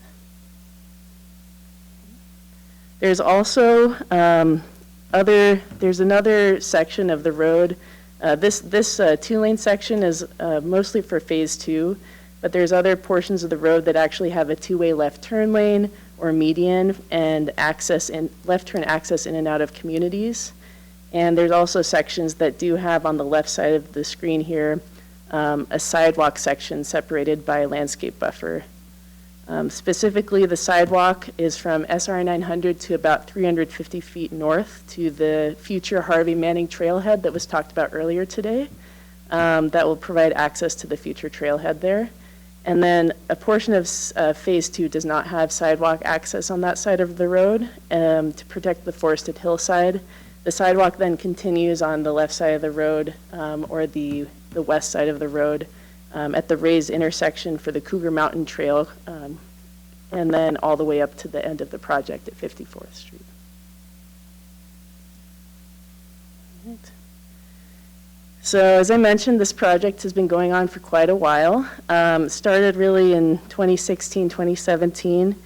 So back in 2017, council approved the corridor concept after extensive community outreach and the proposed cross-section. 2018 to 2020, the design was advanced to a 60% level for all 3 phases of the project. And then there was also a value engineering study that was conducted in that time range to reduce project costs. That's where some of the decisions about excluding the sidewalk in a portion of the section came up and how we save costs for that. Then the big delay for the project came in April 2021 when we submitted for our biological assessment with the National Marine Fisheries Service to review the project's impact on salmon. So it took actually a little over 3.5 years for that process to be finalized because there was emerging research on vehicle tire pollutants and their impacts on salmon at the time. That delayed the project design considerably and the rest of the phases of the project as well. In 2022, Phase 1 received a $5.38 million construction award from PSRC. And then in 2024, we applied for another construction grant for Phase 2, and that was placed at the top of the PSRC grant fund contingency list to receive construction funds. But we did not get awarded that money at the time. In May of 2025, the NEPA federal environmental permitting was approved. And then in September 2025, we had our right-of-way phase authorized and are currently in the right-of-way phase of the project. So there's been a lot of council action on this project. I'm just going to go through all of the agenda bills that have previously been acted upon by the council. So in 2017, the council adopted the project concept and approved the proposed cross-section for the roadway. In 2018, we accepted design grant funds from PSRC to complete design that was used to complete design from 0 to 60% for all 3 phases of the project. In 2019, we had the value engineering study. And then more recently in 2023, there was a Phase 1 design contract that was approved for our design consultant to pick up Phase 1 design and take it to final design for Phase 1 construction. In 2024, there was a design supplement to account for additional design to update the 60% design for Phase 2 and 3 so that we could incorporate developer improvements in the area. So we had a good idea of the right-of-way acquisition needed for all 3 phases of the project. And then in 2025, we accepted right-of-way grant funds through Puget Sound Regional Council. That was a grant that we were awarded also for this project to acquire right-of-way for the project, all 3 phases. So the current status of the project, right now we're at a 90% design level for Phase 1, and we have submitted the first consolidated capital project permit with CPD. We're also working with WashDOT and have submitted initial drawings to them for approval for the work at SR 900 because it is within WashDOT limited access. Phase 2 is currently at that 60% design level, and we've begun the right-of-way phase, focusing specifically on phases 1 and 2 at the moment. We also have started the environmental permitting through the state SEPA review for all 3 phases of the project. And we were awarded grant funding for Phase 1 construction to begin in 2027. So the latest news for this project is we were actually contacted by PSRC in June of this year, and they told us that they had Phase 2 construction funds available for us to take for the project since we were first on the contingency list for this funding cycle. They only gave us a few weeks to respond, but they said if we're able to construct Phase 2 in 2027 along with Phase 1, then they would give us all of the funding we requested for Phase 2 of the project. So we quickly reached out to WashDOT to confirm that Phase 1 and 2 of the project could be constructed together in a single construction contract, and they did confirm that we could do that. And then we also reached out to our design consultant, right-of-way consultant, and had discussion with the mayor as well to make sure that we were on the same page and had a plan to make sure that we could get Phase 2 to construction in a tight timeline in 2027. I think it is worth noting that John Mortensen was on vacation when we found out in June access to an additional $5.4 million, and he interrupted his vacation to ask for a meeting to figure out if we could make this happen. So he is very dedicated to getting this project to the finish line. Yes. So ultimately, we decided to move forward. We told PSRC we would like to accept the funds. There were quite a few benefits to doing this, so that's what I'd like to show on the screen here. The obvious benefit is we get $5.46 million additional funding. We also move our Phase 2 construction from 2032 to 2027. That reduces inflation and also just gets the work done sooner for the public benefit as well. Our overall construction time also decreases. If we had constructed the project in 2 phases, each phase would take likely about 1.5 years to construct. Now that we're combining them together, overall, the whole project will take approximately 2 years to construct. So you're reducing the construction time by 1 year overall. And then there's... Council President Martz has a question. Oh, good. So on a previous slide, you mentioned a Phase 3. Yes. What's done? Like when can you ride a bicycle down the beautiful cross-section view that you showed a few minutes ago? Yes, so Phase 3, there's portions of it done by developers, so we have just segments, and then there's segments that aren't done right now. So right now, we don't have a timeline for Phase 3. We have an estimate that's fairly old that was for about $13 million to complete Phase 3 of additional funds. Right now, if we construct Phase 2, you would be able to go on the trail on one side of the road from Oak Crest, because that's where the Riva development put in the trail, all the way down to SR 900. And then there'll be patches where there wouldn't be facilities in between that and 54th Street. Okay. So Phase 2 Yeah, it's, so Phase 3 is roughly the size of Phases 1 and 2 put together. It is. The reason it's not quite as expensive is because developers have built part of it for us, basically. Okay, thank you. Mhm. So construction cost savings for combining the phases. Phase 1 goes from $11.5 million to about $8.75 million. Phase 2 goes from $16.1 million down to $11.25 million. And some of that, too, is related to moving the construction up by 5 years, just the inflation and cost of materials as well, too. So overall, we have, I think the cost was a little over $27 million if we had done the phases separately, and now it's going to be right around $20 million to combine them together. So the obvious risk is our constrained schedule. We don't have much time to complete Phase 2 design and right-of-way acquisition. So we're working very fast under a tight timeline to get that done. The reason we moved forward with this risk is because we talked to our consultant team and our internal team, and we have come up with a plan to get there. But it is a risk that I do want to mention with this approach. Yeah. So for the project timeline, currently we're working on design, permitting, and right-of-way acquisition. And then in June or July 2027, we would authorize Phase 1 and 2 construction phases. We would then bid the construction contract in the fall of 2027 and begin work at the end of 2027 with work completing for both phases of construction by the end of 2029.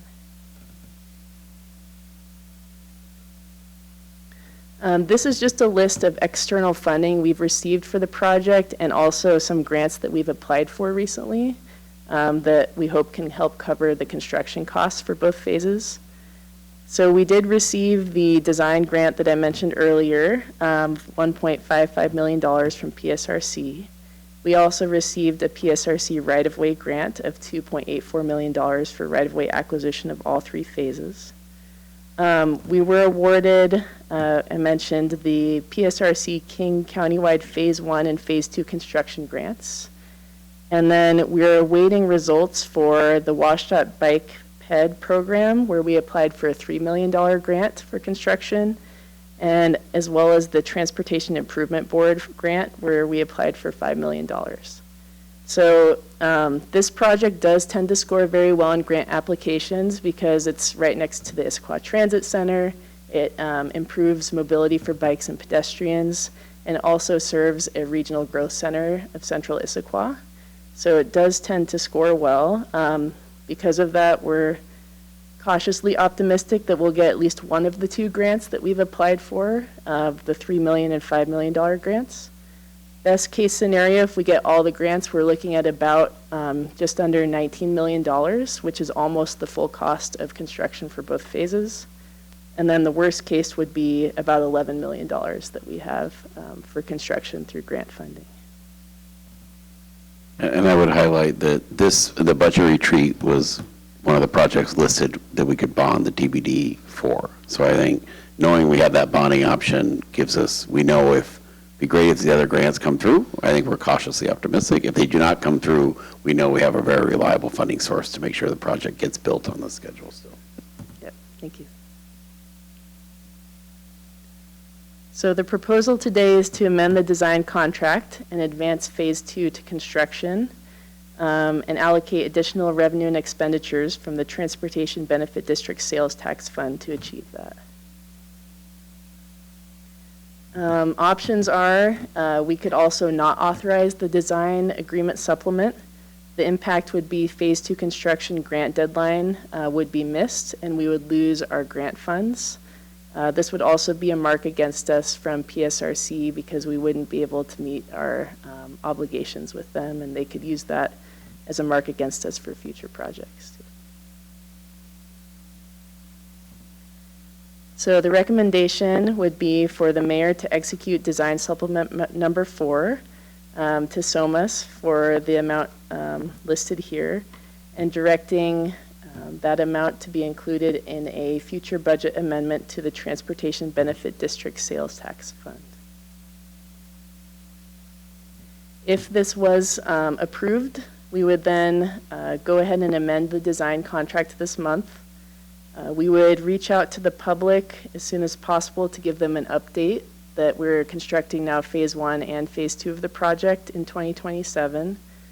And then in May 2027, we would accept our construction grants from PSRC, and we would begin construction in late fall of 2027 for both phases. Okay, that's all I have.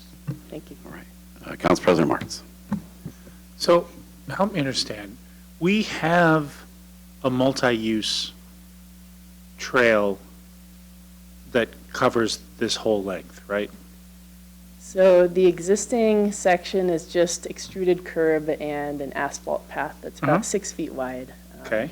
And so we have a 6 foot wide trail that covers this length currently, right? Yeah. It's 6 foot wide is not technically wide enough to be called a trail. Okay. We have a 6 foot wide piece of off-road pavement. Correct. Or sometimes adjacent to the pavement. And we would have what after we're done to compare that to? Yeah, so we would have two fully, at least 5 foot wide bike lanes on both sides of the road. And then we would have a planter strip that's 5 feet wide and then the 12-foot trail on the other side of that. On the other side of the road for a lot of the section, we'd also have a planter strip and sidewalk for the whole section as well. Thank you. Councilmember Nichols. This might be a comment on Councilmember or Council President, so I'll hold. I just think a second because I don't. Now that I think about it, so. Okay, Deputy President Jane. So just to make sure I'm understanding this correctly, if we don't approve this design supplement now, I mean, if we were going to build Phase 2 in the future, we would have to spend money to do that design at some point in the future anyway, right? Yes, we would. Okay. I guess in terms of the construction timeline, I'm very sensitive to the fact that, this area and Northwest Sammamish Road have been subject to a lot of construction disruptions over the last year or two. So I'm curious, how we think this is going to play in with, the Northwest Sammamish Road trail construction as well. And just in general, I mean, if we can, are there other projects here that might require, road closures in the future that we can stack them now to minimize the impact on residents? We have been working with WashDOT. They keep updating their schedule all the time, so it's a little fluid, but I know at least for the Northwest Sammamish Road project, we were anticipating to go to construction in 2028, start construction for that project. This project does require, right now we're showing a detour with one-way traffic going through for most of it. We do have to have some full road closures for the Fish Passage culvert work. So we will have periods where we have full road closures of Newport Way as well, especially in the summer, which is when the fish window is as well.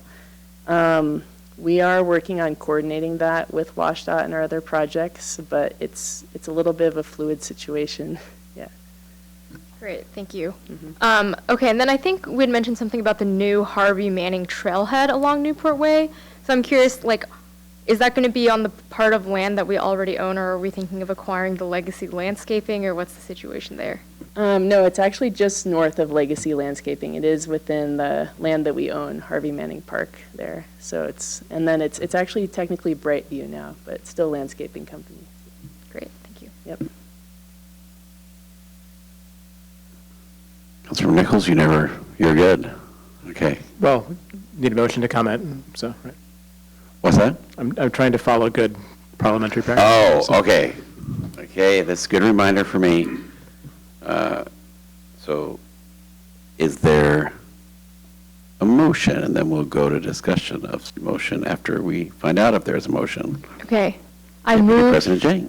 I move to authorize the mayor to enter into and execute design supplement number 4 for TR 022 Newport Way Northwest Improvements, Southeast 54th Street to SR 900, TR 022 to SOMAS in the amount of $1,139,929.18 in substantially the same form as the attached agreement Exhibit A, as approved by the city attorney, and direct $548,883.76 to be included in a future budget amendment to the Transportation Benefit District Sales Tax Fund.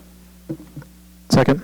Okay, there's a motion, a second. Remember that motion, because the plan is not to repeat it. Councilmember Nichols. So first off, just on staff, thank you for leaving vacation to get this funding. That's amazing. Many kudos. Also, as far as prioritization goes, from my perspective as somebody who utilizes this as a cyclist routinely, this is a really good missing link to fill. And to Council President's question on this, one side of the road has a bike lane that's pretty good. The other side has about, in some places, by my measurement, down to about 6 inches of median that is really, really, really bad. In principle, people could bike 2 ways on the wrong side of the road, and I do see people doing that sometimes. It is fraught, especially around the corners, and you see people yelling at each other sometimes when they try to do that. It's not great. So what this does, from my perspective, though please correct me if I'm misunderstanding the map here, this fills in the other side of the road, which is the worst part of that, where the median is the most dangerous, where cyclists are in the roadway, and if you're driving eastbound on there, you when I'm a driver, I'm concerned about hitting people. When I'm a cyclist, I'm concerned about being hit because it is a significant gap. So I think it's important to note that yes, there is going westbound, what's a pretty good set of infrastructure. Going eastbound, there's a bizarre gap, and it's strange to have on what's basically a commuting pathway for many people, a nice, safe morning commute into Seattle, and on the way home, Godspeed. So this could help with that. So that's my high-level comments. I do have one very, very myopic comment as well. This is notably one of the few intersections in the city that does not, where the inductive loop traffic signals sensors do not trigger for bikes, and I have a giant honky knee bike, and it doesn't work on it either. So it would be nice if, as a part of this, I know there's washout in here, I don't know who owns those, but if we could assess, I suspect it's a retuning issue, it's a big enough loop, it ought to work. If we could assess whether those can be retuned to pick up bikes, because what you see people frequently doing now is, if there's no cars at all, and I'll be doing this in half an hour or so, just running the red light, or sometimes crossing over a lane to hit the pedestrian signal, which is fraught in its own ways. So this would be a good opportunity, especially since there's a strong multimodal component here, to try to reassess that very small part as well. All right. Thank you. Councilmember Adair. There should have been a question and probably one emailed if I would have thought to bring it up sooner. Do you know where this road falls in terms of our street maintenance? Like in terms of, because I know a lot of projects where we focused on things we need to update just naturally to meet current codes, but we've just patched them for now because a big project is planned. Is this one of those roads that may be not up to code as is because we're expecting this project to clean it up once it happens? Is this one of those? And if so, kind of the idea is like, what does it cost to not necessarily upgrade it to bike lanes, but just to get it to code? Do you know the answer to that? Yeah. Okay.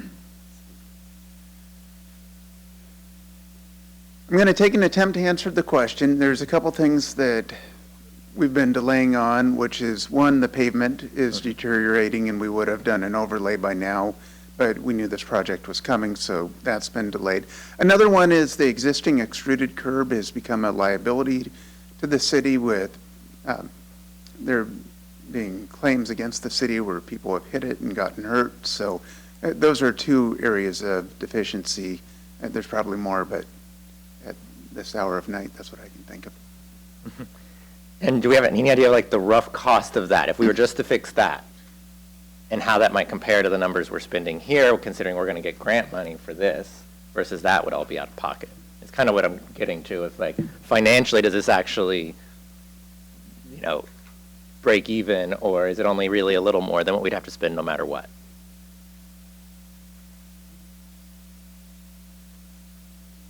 I can see them doing transportation math. Yeah. Couple million. So, yeah, it costs us a couple million to get it up to code. Yeah. Like okay, so roughly, if we could use 2 million as a figure, would be the out-of-pocket to get it to code. Right. Okay, got it. So that's my question. Similar comments, though, in that I would just say that I really appreciate the work done to get this money quickly and move on this quickly.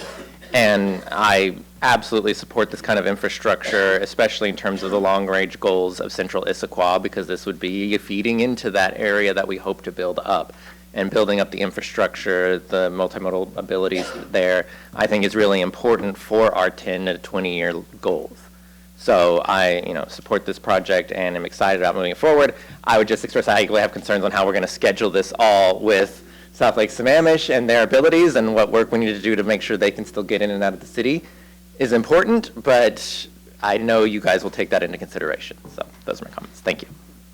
Okay, I think it's Councilor Boyd, then Deputy President Jang, then Walsh. I suppose I should have asked this when we were at the questions phase, but I think it's been touched on a bit, but in, if we move forward with this, I don't want to say rushed, but the quick construction timeline, is there anything that, in turning our attention to this, that we are, other things that we're, I don't want to say dropping, but that we would be suspending, or just things that are going to have to come off our radar a bit?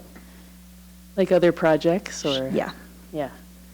A lot of the design is going to be done by the consultant, so that does, if it was done in-house, that would be more of a lift, definitely. But not that I'm aware of. We're just, I think, because they're doing the majority of the work with our guidance, that we're able to do this and not drop off any other projects. That's great to hear. And can I ask, can you speak to a bit about any of the, since this has been long and ongoing, the TAB touch points? Where the TAB has waited on this? Because I think I remember when we have, but you can weigh in. Well, I know we did for the Newport Way Maple to Sunset. I don't know if this project actually went to TAB, because so much of the community engagement actually happened before the city had a transportation advisory board, and fed into the design that then had the 3.5-year wait to get the biological assessment reviewed and approved. Deputy President Jang? Yeah, thank you. Well, first of all, thank you so much to staff for all your hard work on this in such a short turnaround, and also, taking time out of your vacation to help secure millions of dollars in grant funds for the city. That's amazing. I guess I wanted to share a story about a very close call that I had on that section of Newport Way. So I was biking around Lake Sammamish with my husband, and then there was this car behind us that was making a very strange noise and was getting dangerously close to us. And so we were like, are we going to have to jump into the ditch to avoid literally getting run over? Ultimately, what happened was apparently the driver had a seizure while driving. So that was truly one of the scariest experiences I've ever had while biking. And I think, with unprotected infrastructure, you can just run into those risks, right? When drivers are aware, it's fine. When they're not, all bets are off. So that said, this is the stretch of road in Issaquah where I've had the scariest experience. So I'm very, very excited that we're going to be making some improvements. I think the other thing to note here is that a lot of times, we have a very strong focus on multimodal infrastructure, but I also want to emphasize, the SR 900 Newport Way improvements actually will have a very, very significant improvement to car travel in the city, switching to 2 left turn lanes on Newport Way, getting onto 900. That light, I mean, there's plenty of times where it backs up significantly, all the way to Target even, because of the light timing and everything. So I think that's also going to be really great. I've been stuck there many, many times. It also can be a problem for people trying to get off of Squawk. So that's, I think that's great as well. But yeah, I think overall, I think it's, overall, by doing this project now, I think if my math is correct, we're going to be saving about $8 million in construction costs, which I don't think there's any other way that we could get $8 million. And maybe, with that money that we saved, we could cover part of the cost of phase 3. So I'm very excited to be supporting this today. Right. I will say, last Thursday, I went to a meeting with Taos residents where I sat through that light for 3 cycles before I turned left. Councilmember Walsh. Thank you. I also just wanted to express appreciation for staff.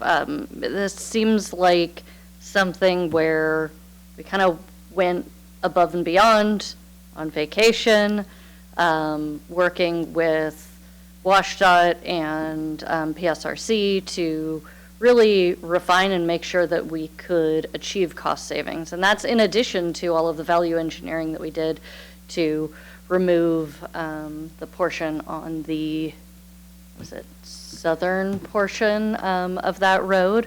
So I really appreciate that we have done the work here to keep the costs low, to find money, and to coordinate things in order to decrease the amount of construction time that this roadway is under and ensure that we are moving forward. So just wanted to say kudos. Thank you. All right, Council President Martz. Thanks. So when I used to bike to Georgetown, when Blue Origin was located in Georgetown, I would take this road, and at the time in 2003, it was like between 1 and -1 feet of curb on each side, and there were essentially no lights on it, and it was a faster speed limit than it is today. It was an arterial back when this road was an arterial in the old days. So it basically was like the way Northwest Sammamish Road is now, basically. So I was ready to maybe be a curmudgeon and vote against this, but Council Member Nichols describing, because I liked the extruded curb solution. They put lights in, they put this 6-foot section, and when you went from 1 foot to a 6-foot bidirectional, that felt like progress. But as Council Member Nichols describes, attempting to use a 6-foot stretch of asphalt as a bidirectional, I get it. So I'll support it today. But man, oh man, Newport costs us a lot of money. It's going to keep costing us a lot of money. And even all this money we're talking about today, it still won't be done, and it's only going to 54th. So we will be talking about, my grandkids will be on council 50 years from now, and we're still going to be working on Newport. Thanks. We'll be done by then. Okay. Not seeing any other discussion. There was a very articulate motion made by Deputy President Jang that was seconded by Councilmember Nichols. We are not going to repeat said motion. We will ask for those in favor of that motion to please say aye. Aye. All those opposed, nay. And that passes unanimously, which then takes us to committee and regional reports. Council Member Boyd. No reports at this time. All right, Councilmember Adair. Just a regular report that, 'cause I think last time I talked about going to my Eastside Fire fact reading in a few hours after that meeting ended, which we did. It was another update. We are pushing back on the numbers that Eastside Fire has provided and asking for kind of reality numbers of, if we go with the 6% we have budgeted, what does that really look like? Which they say is likely some level of cuts. So, but we've asked to actually see what the reality is of those, give us these numbers of what if it's 6%, if it's 10%, if it's 15%, and what the reality of what that would be on their end. What would they lose or gain, which we hope to have at the next meeting, which is next week. So next Monday, I'll be having that meeting, and that is it for my reports. Councilmember Nichols. Thank you, Mr. Mayor. I have no reports. Councilmember Walsh. Thank you. The Planning Development and Environment Committee meets tomorrow, August 3rd. We have one item that is related to promoting building investments that covers transparency in natural context areas, multifamily in the urban villages, commercial, and parking. And so that's PDE tomorrow. Eastside Fire and Rescue, the next meeting is September 10th, where we're expecting the release of the proposed budget from the FAT committee, and the rest of the agenda has not been released. That concludes my report. All right, Councilmember Joe. Thank you. We had our LTAC meeting on July 28th. You approved the grants tonight. Thank you for that. August 21st, Chamber of Commerce Board meeting will be I'm a liaison there. It's an 8:30 in the morning meeting. The Chamber has invited us to their picnic on August 14th, I think it is.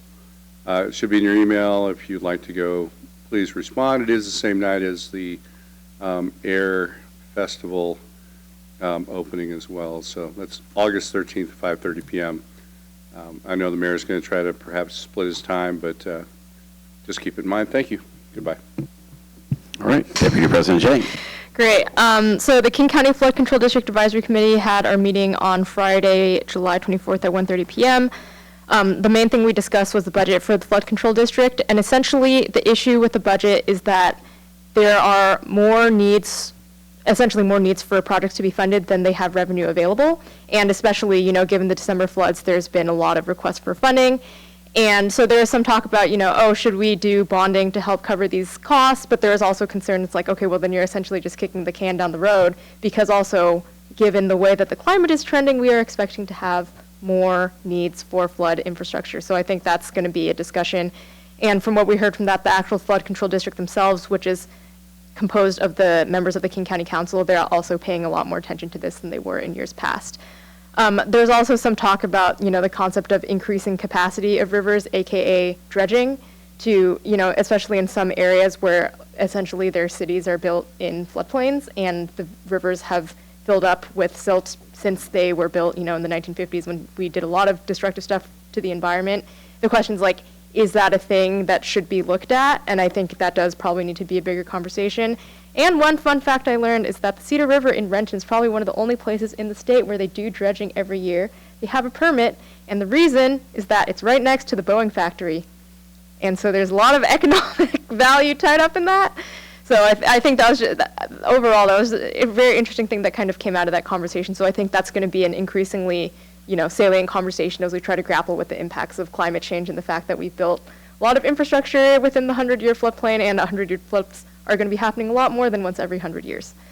And then switching gears, we have a Finance Committee meeting for the King County Regional Homelessness Authority Governing Board on Thursday, August 20th from 11:30 a.m. to 12:30 p.m. And that concludes my report. All right. Council President Martz. I have no report because all the cool kids take the month of August off. Okay, the mayor's report, Alfresco on Front is up and running, so for the next 4 weekends in August, you can go down to historic Issaquah. Front Street is open to pedestrian, and it's vibrant, it's fun. I encourage everyone to go, Saturday morning through Sunday evening. The trolley is also back, so the trolley is going to run every weekend, starting this weekend from 11 a.m. to 3 p.m., and we encourage everyone to check out the Issaquah trolley, the 100-year-old trolley, which has been brought back to life. National Night Out is tomorrow night, so Chief Milet and I will start our evening out in Tallis at 5 o'clock. We will then come to City Hall. We're having an event right behind the police station, and then we will introduce Chief Milet to folks. Concerts on the Green at 7 o'clock. And the heat pump event will be at Blakely Hall this Thursday at 6 o'clock. We're kind of celebrating a project we did primarily in the Issaquah Highlands with 2 affordable housing communities plus Star Point condominium for heat pumps there to kind of do a walk to study walk about to kind of look at the work, at the same time kind of celebrate the achievements and talk about how we can do more going forward. And with that, is there anything for the good of the order? Not seeing any. Our next council meeting, speaking of the fun kids taking August off, is September 8th. And will be an information update on the long-term financial plan, update on See-Click Fix. I don't know, Councilmember Walsh, it is down from the 60s, down into the low 20s. Since we last had a conversation about See-Click Fix, we're making progress. A lot of outstanding issues on that have been resolved, and there's no executive session tonight. And this meeting is adjourned at 10:36.